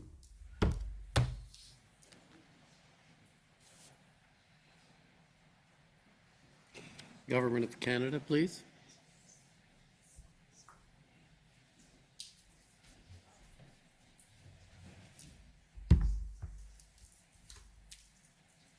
Good evening, Mr. Bulford. My name is Victor Ryan, and I'm part of the council team with the Government of Canada. You already testified to your previous history of service with the RCMP, but I'd just like to go back to it briefly. You stated you began your RCMP career with a posting with M Division in Yukon, correct? That's correct. And within a few years of working in the Yukon, you were selected to become a member of the emergency response team, correct? That's correct. And by virtue of your selection to join the ERT, you were trained as an assaulter, I believe, correct? Initially, yes. And then as a sniper. That's correct. And would you agree with me that the selection process for an emergency response team is highly competitive? Normally, yes. Okay, because ERTs are responsible for resolving incidents beyond the capabilities of regular police, in part due to the increased risk of violence that they can face. Yes. And you continue to work as part of the ERT in Yukon, as you stated, in both Whitehorse and Mayo before you transferred to Ottawa. Is that correct? That's correct. And when you came to Ottawa, you were working with the National Division Emergency Response Team. Yes. And you were also often involved in high-profile protective operations for individuals such as the Prime Minister, foreign heads of state when they came to Ottawa, members of the royal family, correct? That's correct. And you were often deployed around the world to protect the Prime Minister and other high-profile individuals attending various international summits and conferences, correct? 2 times. 2 times. 2 times. And you eventually rose to the rank of corporal and second in command of the surveillance and reconnaissance team within National Division ERT. Do I have that right? That's correct. And so you would agree that your career with the RCMP was a successful one, right? I think your evidence was earlier was that you felt that you were a dedicated professional. Yes.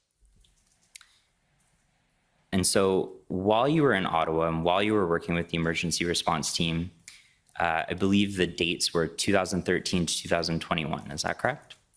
Yes. You were trained by a variety of external law enforcement agencies during that time?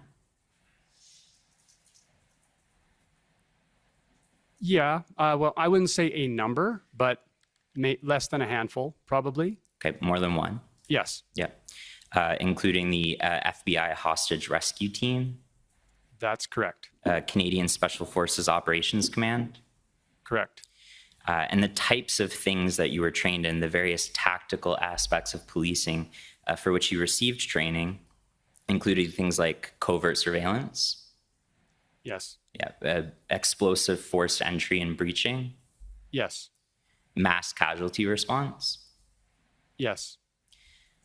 And so through this training that you received and through your experience working in the National Division, you would have come to have an intimate knowledge of the parliamentary precinct in downtown Ottawa. Is that correct? Yes, that's correct. And so you knew, for instance, how police would train for and plan for a large-scale demonstration like the convoy. I would say that I am aware of how a typical deployment or a mobilization would look for a large-scale event, but I never worked on a public order unit. Okay, but you would have been familiar with how the ERT would have interacted with various other police forces in Ottawa during an event such as this. Somewhat, yes. And of course, you'd be keenly familiar with the jurisdictional, I guess, intersections in the downtown area between the RCMP, the PPS, the OPS. Yes. You knew how police would gather intelligence on the leadership and the key figures of any sort of protest movement that would come in. I have some exposure to that. And you knew what the police goals and strategies would be in policing a large-scale demonstration.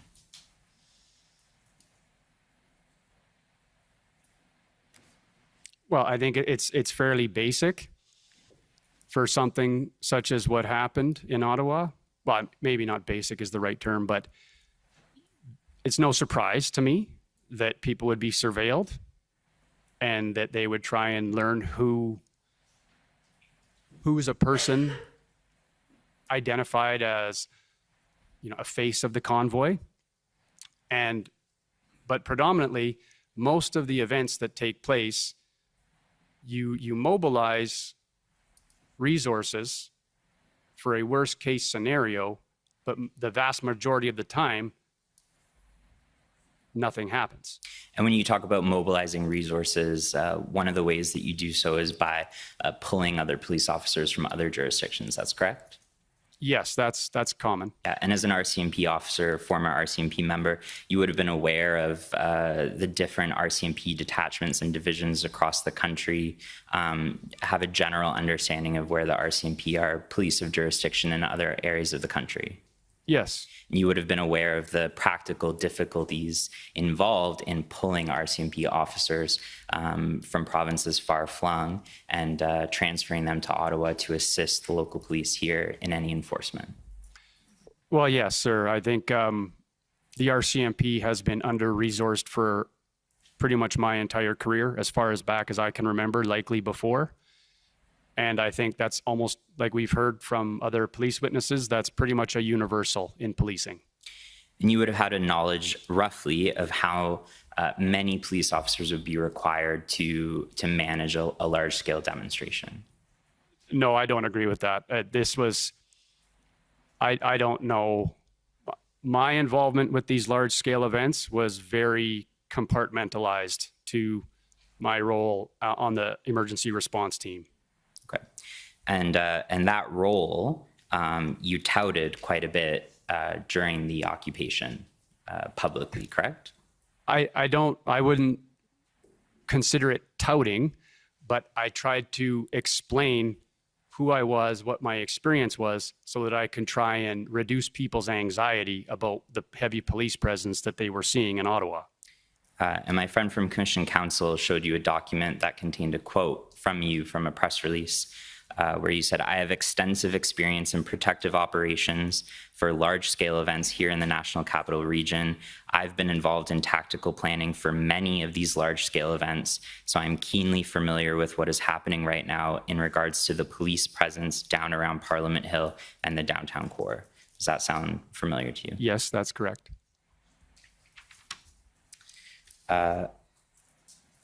Also in that same press conference, you also stated, "My primary concern is individuals or groups with the potential to deliberately instigate conflict with the Freedom Convoy movement," correct? That's correct. And that was to you your most important concern because you knew from your past experience the potential for individuals or groups, whether associated with you or not, to use the convoy as cover for their own means, correct? Yes, I would agree that anytime you have a large event where there's a large crowd of people, there's the primary concern from the police standpoint would be a mass casualty attack. And by February 3rd, you had already begun to appreciate the number of different factions and elements that were converging on downtown Ottawa, correct? Yeah, I would agree with that. For instance, you were involved, as I take your evidence, with Mounties for Freedom. You were volunteering with Adopt a Trucker, and you were also closely associated with the Freedom Convoy, correct? Well, yeah, I mean, my role with volunteering with Adopt a Trucker was in direct support of the Freedom Convoy. But you were not associated with Canada Unity, correct? No, sir. But Canada Unity was there at the convoy. Yes. Yeah, and you were not associated with James Bowder, correct? No, sir. No, and the MOU that he brought with him. No, like I said, the first time I read it was last week. But he was there at the convoy, correct? I heard that he was. The first time I ever seen him was here at this inquiry. Mm-hmm. And you were not affiliated with the Farfadas that were at Rideau and Sussex, correct? I also had no idea who Farfadas was or what that was until after I read about Mr. Charlin's arrest out at near Van Cleek Hill after the convoy had been dismantled. And the individual describing herself as Queen Ramona and her supporters, you weren't associated with her or her supporters, correct? No, sir. No, but they were there at the convoy, correct? Yes, I did have an interaction with some of her supporters. And you weren't associated with any outlaw motorcycle gangs, correct? No, absolutely not. No, but they were there at the convoy, correct? I believe that there was 2 men identified as potentially belonging to an outlaw motorcycle gang in the crowd early on. I don't recall ever seeing them or hearing of them again. And again, that's a bit of an assumption on my part because I don't specifically have any knowledge of that particular group. Mm. So you heard that they were there, but you didn't actually see them? I saw a photograph of them. Okay, so you saw a photograph of them at the convoy, but you didn't actually encounter them? That's correct. Okay. You've already testified that your main role was to collect intelligence from the convoy, collect, threats of violence, assess their credibility, and forward them on to the police. But I also take your evidence that this was a peaceful protest, correct? Yes. And in the chronology that's set out in your witness statement, I won't take you to it unless you require it, but it's, again, HRF 401553. You state that on January 29th, 2022, you sent a photo to OPS and RCMP of an unidentified man in Ottawa who reportedly wore body armor and stated, "They don't realize what things will be like when the hard boys show up with the legitimate beef." Is that correct? That's correct. And on January 30th, the next day, you emailed PLT about a conspiracy to stage a hit and run with a tractor trailer hitting a horse that contains specific information regarding a member of the Prime Minister's protective detail, correct? That's correct. And you relayed information to PLT regarding fights that you either saw or that were relayed to you, correct?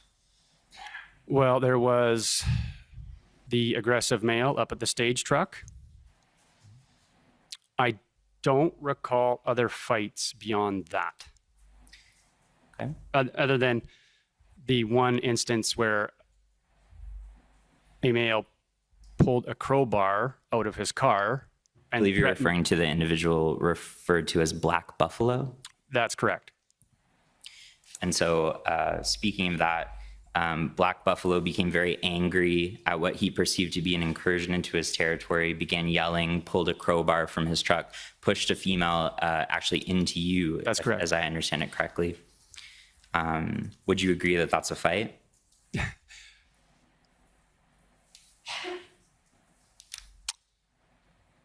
I think it could have become one, but we were able to move people away and de-escalate the situation.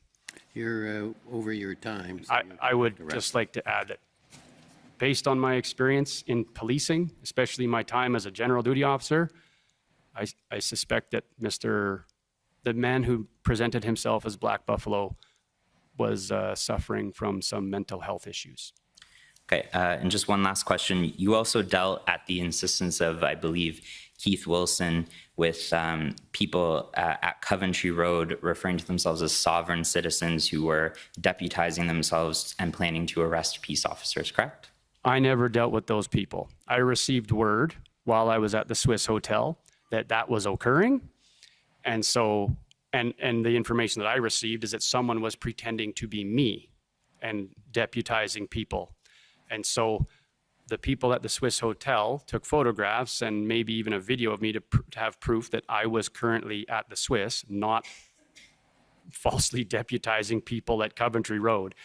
And so I called one of the gentlemen who was a point of contact at Coventry Road and asked him, was this taking place? And he knew nothing about it, but he was in, I think he was in a tent or a shelter of some kind. So I asked him if he could go outside and check. He went outside and checked and confirmed that there was nothing going on there. I did later end up questioned by the, I think it was Ottawa Police, questioned me about that, and I relayed the same information I just said to you. Okay, so just one last question. These examples that you and I have just discussed, in your view, are they examples of a peaceful protest? Well, I don't believe any of those instances resulted in any real violence. Thank you. Those are my questions. Thank you. Next is counsel for former Chief Slowly.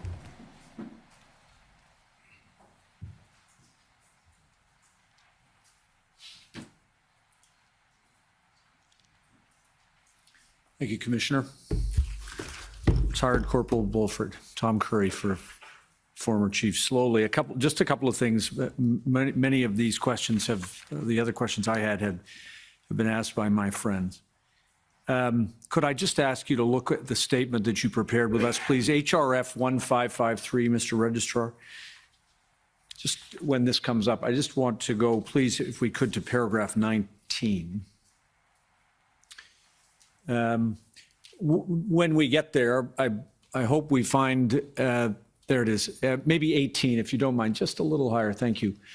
I think you told us that you emailed an introduction to those representatives of the OPS, RCMP, and PPS early in your tenure with the convoy, and identified who you were and what you were going to do, is that right? Yes, I did. And then just scroll down, if you don't mind, just you see the sentence, please rest assured. All organizers of the convoy group are operating under strict instructions that every single person involved must be respectful and lawful at all times. And that was your mandate from those with whom you had been dealing. That's correct. Yes, that was, I mean, I would not have been involved if I didn't think that was going to be the case. One of the challenges is, as you've described, that this was a very difficult organization, that is the convoy in its largest sense, to have any command or control over. Yeah, I don't think we actually, without any official authority of any kind, you know, you're not operating within a police organization or a military unit. You're trying to do the best you can as a bunch of civilian volunteers to make sure that people are all on board with the messaging. Yeah. And try as you might, and others have testified to this, try as you might to have imposed a requirement for respect and for conduct that is respectful and lawful, you weren't always able to achieve that goal. Fair? I think we did a very good job considering the size of that convoy and the crowds that protest generated. But you weren't always able to control the conduct in the way that you might have liked. Is that fair? Well, sir, honestly, my intention was never to try and exert control on people because I was no longer a person of any kind of authority in Canada. The reason I ask is because as you watched this, especially with your experience, as you watched the convoy, the events of the convoy unfold from the earliest days when you arrived until the end when you yourself were arrested, you must have had a sense that the end was coming through this public order exercise unless there was some other breakthrough. Is that fair?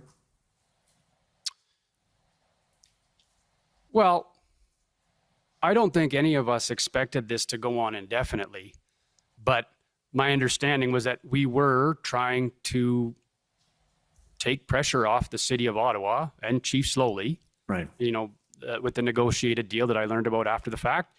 And I was 100% on board with whatever negotiations that the truck captains could accomplish and legal team could accomplish with the police to prevent a massive takedown of the convoy occurring.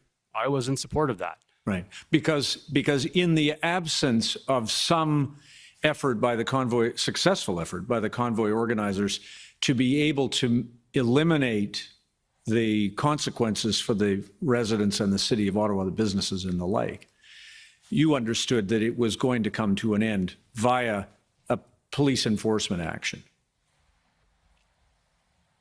I knew that that was a possibility. I didn't, like I said before, I had hoped that it wouldn't come to that. Right. And that, honestly, sir, I was hoping that the police would stand up with us, which would then basically be a symbolic gesture for the federal government that what they were doing was no longer lawful in Canada and they weren't going to have the police as their enforcement arm to do anything that was unconstitutional and unlawful and not backed on evidence. Which would require police services, not just Ottawa, but OPP, RCMP, PPS, all of the other services who had come to help to disclaim their duty to uphold the law. You were asking quite a lot. Yeah, I was, but it happened in Ontario earlier in the declared pandemic when Premier Ford tried to exert more power and the police said no. Can I ask a couple of other things then, just in the time remaining?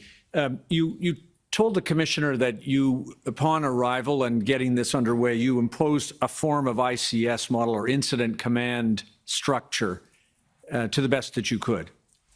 Yeah, I mean, it was a joint effort, but I mean, myself and a number of others were familiar with that system. Right. And so it was brought to our attention. Maybe we should set something like this up because that initial few days was absolute chaos. And to whom then did you bring, were you at the top, were you the designated incident commander? No, sir, I was not. Who was? Well, Mr. Guerra was in charge of Adopt a Trucker. And then the overall, if you want to call it incident commander, volunteer was a former Ottawa paramedic. Got it. And then Mr. Guerra, would he have taken direction, strategic direction from the board of the Convoy Corporation once it was incorporated? or were you aware? I would say that's accurate because our whole purpose of being there was to support the truckers. I mean, the whole initial mission was to provide food and shelter and transportation services to protesters. Was part of your effort in within that group, the incident command group, to keep track of the number of police personnel who were on the scene? No, sir. Okay. No, that was not something that we were interested in. I mean, the police were going to do what they were going to do, and we were trusting them to do their job. Then just finally, a couple of things, if I may. If I could, Mr. Registrar, I'm sorry to drag that document back up, 1553. Thanks so much. And if you could go to paragraph 99, just want to get your help with one thing, please. These go to the events of February the 15th. And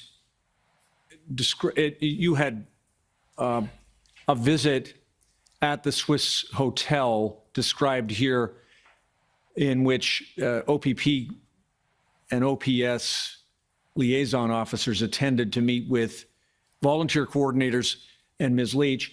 You were one of the volunteer coordinators? Yeah, I was the volunteer security coordinator. And who were the other volunteer coordinators, if you recall, with whom that meeting, or who attended that meeting? Well, it was myself, Tamara Leach, and the former Ottawa paramedic. Okay, got it. So 3 of you and 3 police personnel. To the best of my recollection, yes. And it was at that meeting that you've written that they attended to discuss the recent document provided by police to convoy participants. And that's the document that laid out that the Emergencies Act having been declared, it was now required that people vacate the protests. Is that fair? Well, it's more nuanced than that, because when I reviewed that document, I know which one you're talking about. It had the red border outside of it. I read through the criteria, and I don't think any of us in that room with those liaison officers met the criteria laid out in that document from the OPS of people that were no longer permitted into the downtown. Right. And what you engaged with, I won't read all of it, but you spoke to those officers to express your concern that the use of force by police against the peaceful protests without negotiation was wrong, and they ought not to do that. Yes. Fair? I did. And scroll down, if you don't mind, please, just to paragraph 102. Now that we're on the 17th, and you had an encounter with another officer, or Detective Benson, who replied to your query about whether you were people were on the lookout for you. No, Mr. Benson contacted me by text message after Tamara Leach had been arrested. Okay, thank you. And you had an exchange with him. I'm just interested in the second last sentence. He responded by saying that the occupation was beyond a protest and the trucks had to go. And you replied to him that it was not an occupation. Well, my belief that a definition of an occupation is usually like a foreign military has taken control of another country. Right. Do you now accept, thinking back about it, that from the perspective of the residents of the city of Ottawa, the Ottawa Police Service, that the protest, embedded as it was the equivalent of an occupation? No, I don't agree with that. Okay. Now, final thing, my friends asked you about whether you had information from active serving officers or service personnel of the Ottawa Police Service or any other police service. You tell the commissioner if you know, in respect to the information that Mr. Wilson had, am I right that so far as you know, the information Mr. Wilson had was the same as the information you had, that is only from retired, that is non-active police personnel? I can't say that for certain because Mr. Wilson spent the majority of the time, Mr. Wilson was at the Arc Hotel, and the majority of the time I was at the Swiss Hotel. All right. Thank you. I don't have any other questions. Thank you. Next, if I could call on the Ontario Provincial Police.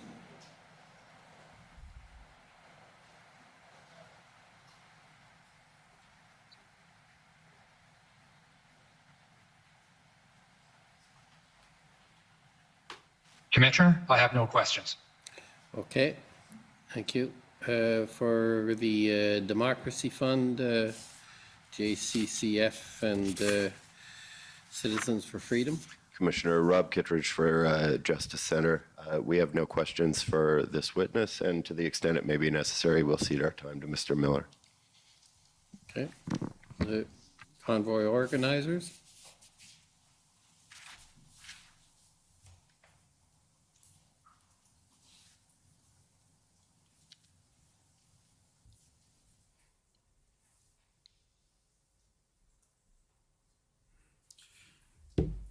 For the record, Brendan Miller, Mr. Bulford, I'm counsel to the Freedom Corp, who is the entity representing the protesters that were in this city in February and January of 2022. Good evening. Commissioner, just for ease of reference, what I'm continuing to do now, just to get to the point, your counsel have been excellent in adducing evidence in chief, and I'm just going to deal with examination from the questions that arose from the other parties. And so I'll try and be quicker now for you. So You won't hear many complaints, I think, from the hall on that, but thank you very much. it's, of course, you're entitled to your Yes, time. I just think it's helpful. So there's a couple things, and there will be a couple documents that arose that are in the system already from my friend's questioning I want to put to you. But the first thing I'd like to ask you about, Mr. Bulford, is Parliament Protection Services. This is, of course, to most Canadians, a sort of police service that nobody understands and nobody knows much about. What can you tell me about it? Well, after the October 22nd, 2014 shooting at the War Memorial and Mr. Bibeau storming the center block, there was a big review afterwards that took place because there was 3 different agencies that were responsible for security on Parliament Hill. And they were all amalgamated into the Parliamentary Protective Service so that they would have one cohesive unit for the precinct. Right. And can you tell me, who does the Parliament Protection Services, who does it answer to? Well, when I was working, I still believe they fell under the RCMP's command, but that may not be the case anymore. They may be completely independent now. Right. And the RCMP command, then that falls under Commissioner Lucky. That's correct. And is it fair to say that from what you've seen from being within the RCMP and seeing on the news, that you've witnessed or heard of Commissioner Lucky relaying public messages on behalf of the elected executive branch, or relaying information that the political executive branch wants to relay to the public? Yes. Okay. So the next question I want to bring up, if I can bring up document 7722_rel.0001.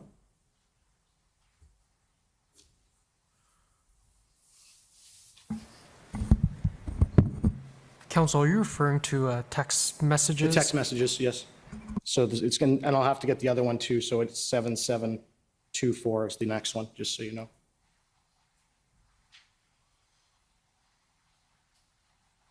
Now, I'm not sure if you were present or you had watched this part of the hearing when I referred to these text messages. This is a text exchange between one of the staffers with the Prime Minister's office and another one of the staffers with the Minister of Public Safety's office, okay? And this is, in this context, the staffer with the Prime Minister's office states to the staffer with the Public Safety Minister's office that got a quick response, people are into it, let me know if your boss is too, boss being the Minister of Public Safety. Happy to help however I can. This is what I sent through, by the way. Hi, I just had a chat with Alex at PS, being Public Safety, who had a bit of an interesting idea. As you saw in the pod goals chat, the trucker convoy and some of their more extreme comments calling for January 6th style insurrection are getting more coverage in the media.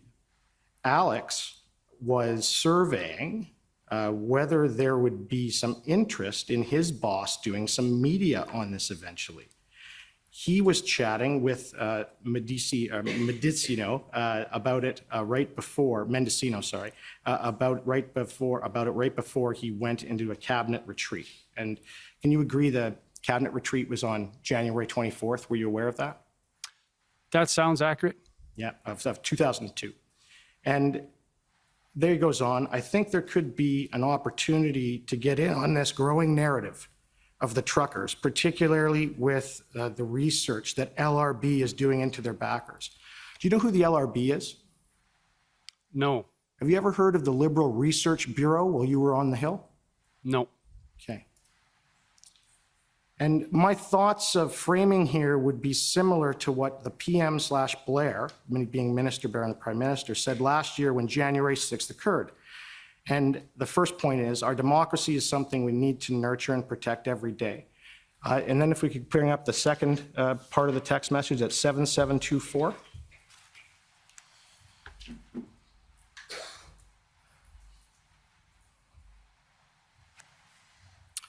And then it goes on, and this is the points that are being relayed or that is essentially going to be the narrative.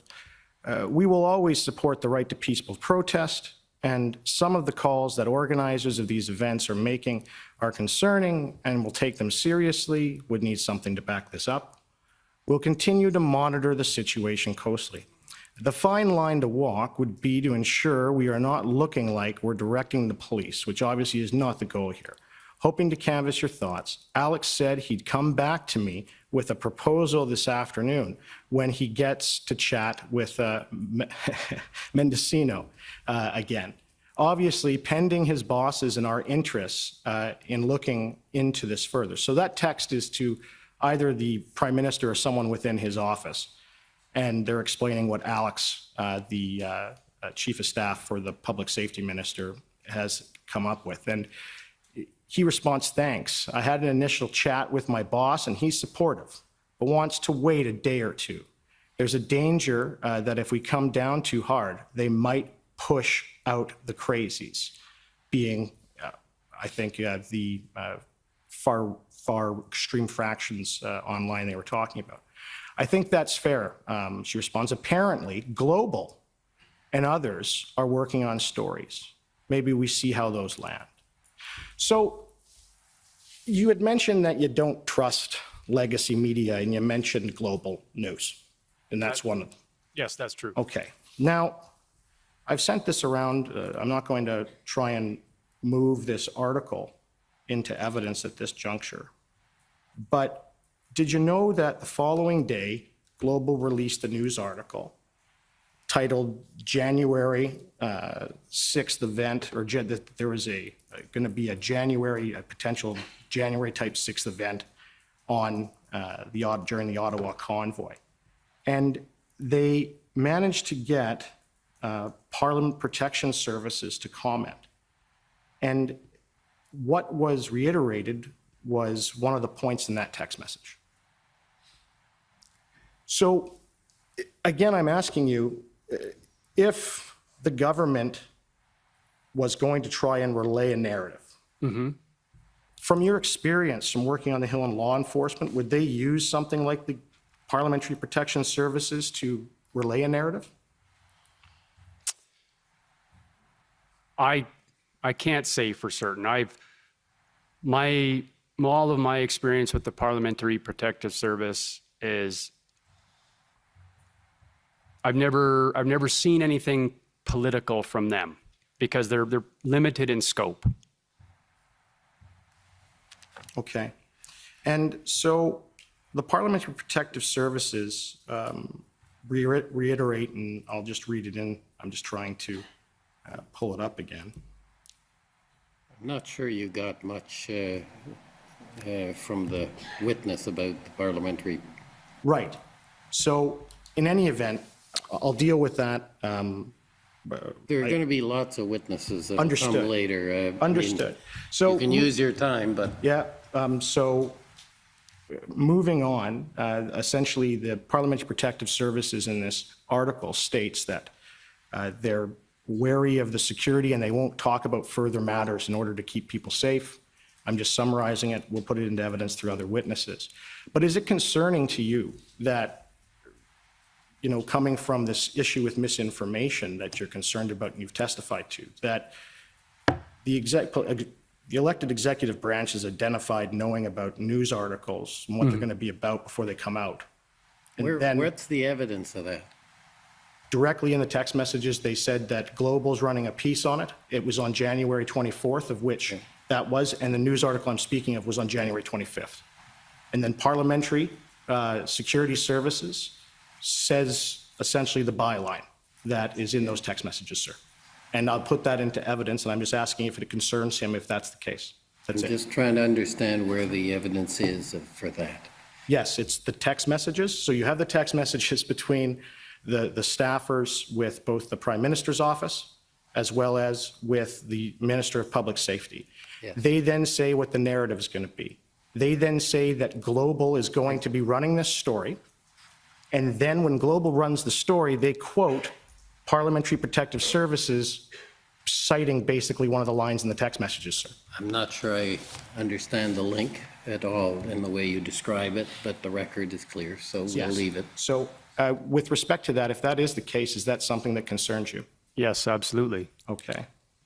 And moving on from that point, my friend brought up with you the issue with respect to danger of people staying and the advice you were giving and everything. And I'd like to bring up OPS document 14504, please.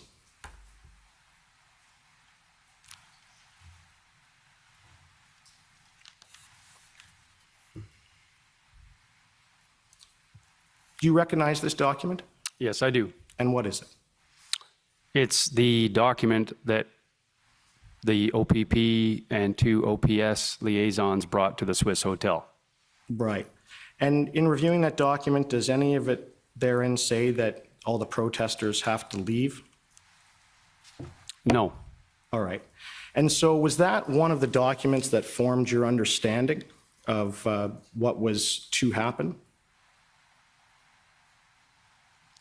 I thought it was just reinforcing Justice McLean's decision that as long as we abided by those 3 conditions of no one coming to Ottawa to commit violence,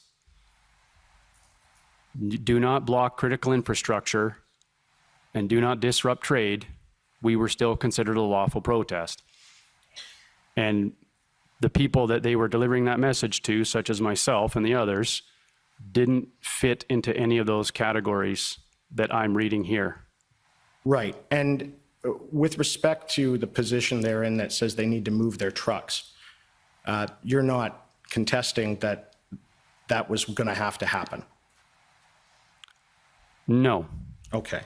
And so when you talk about lawful protest, you're talking about people, actually physical people, human beings on a street protesting. Is that fair? That's correct. Okay. And so it was your belief and you were advising Canadians to come to Ottawa or to stay in Ottawa in order to carry out that sort of protest? You know, I hate to, it's David Michikowski. I hate to spend more time on Friday evening of everyone, but we really are getting into cross-examination. That's fine, I'll move on. More of leading questions, Paul Champ on the record. I think. Thanks. Pretty leading. So if we could please bring up OPP document 4286.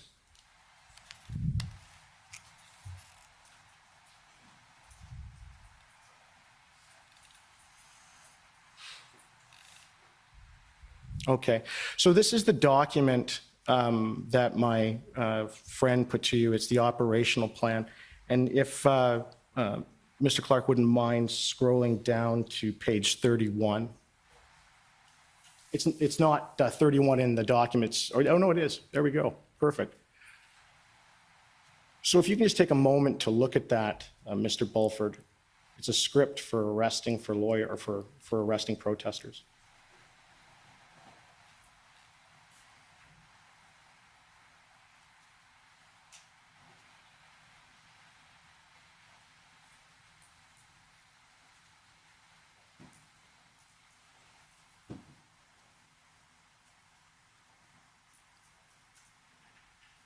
Okay. All right, so you can agree the plan is that the protesters were essentially going to be released with just a court date and some release conditions as soon as possible. They weren't being put before a justice of the peace or a bail hearing. That was the plan? Yes. All right. And so other than Tamara Leach and Chris Barber, do you know of anyone else this plan just wasn't applied to, where they just got a promise to appear with conditions, undertakings, and, you know, they didn't get massive bail conditions imposed upon them by the Crown or on behalf of OPS? Do you know anyone else other than those two individuals who wasn't released under this sort of release plan? Well, I know of at least Pat King. Yeah. And his friend, I believe his name is Tyson Billings. Yeah. Were both incarcerated for an extended period of time. Was anybody else that you know of? I've heard of other people that were charged, but I don't know the particulars of their release. Okay. Thank you. Those are my questions. Thank you. Okay, any re-examination? No, thank you, Commissioner. Okay, so thank you. You're free to go. Thank you, sir. So we've completed the list for today, and we will come back on Monday morning at 9:30. The commission is adjourned. La commission est adjournée.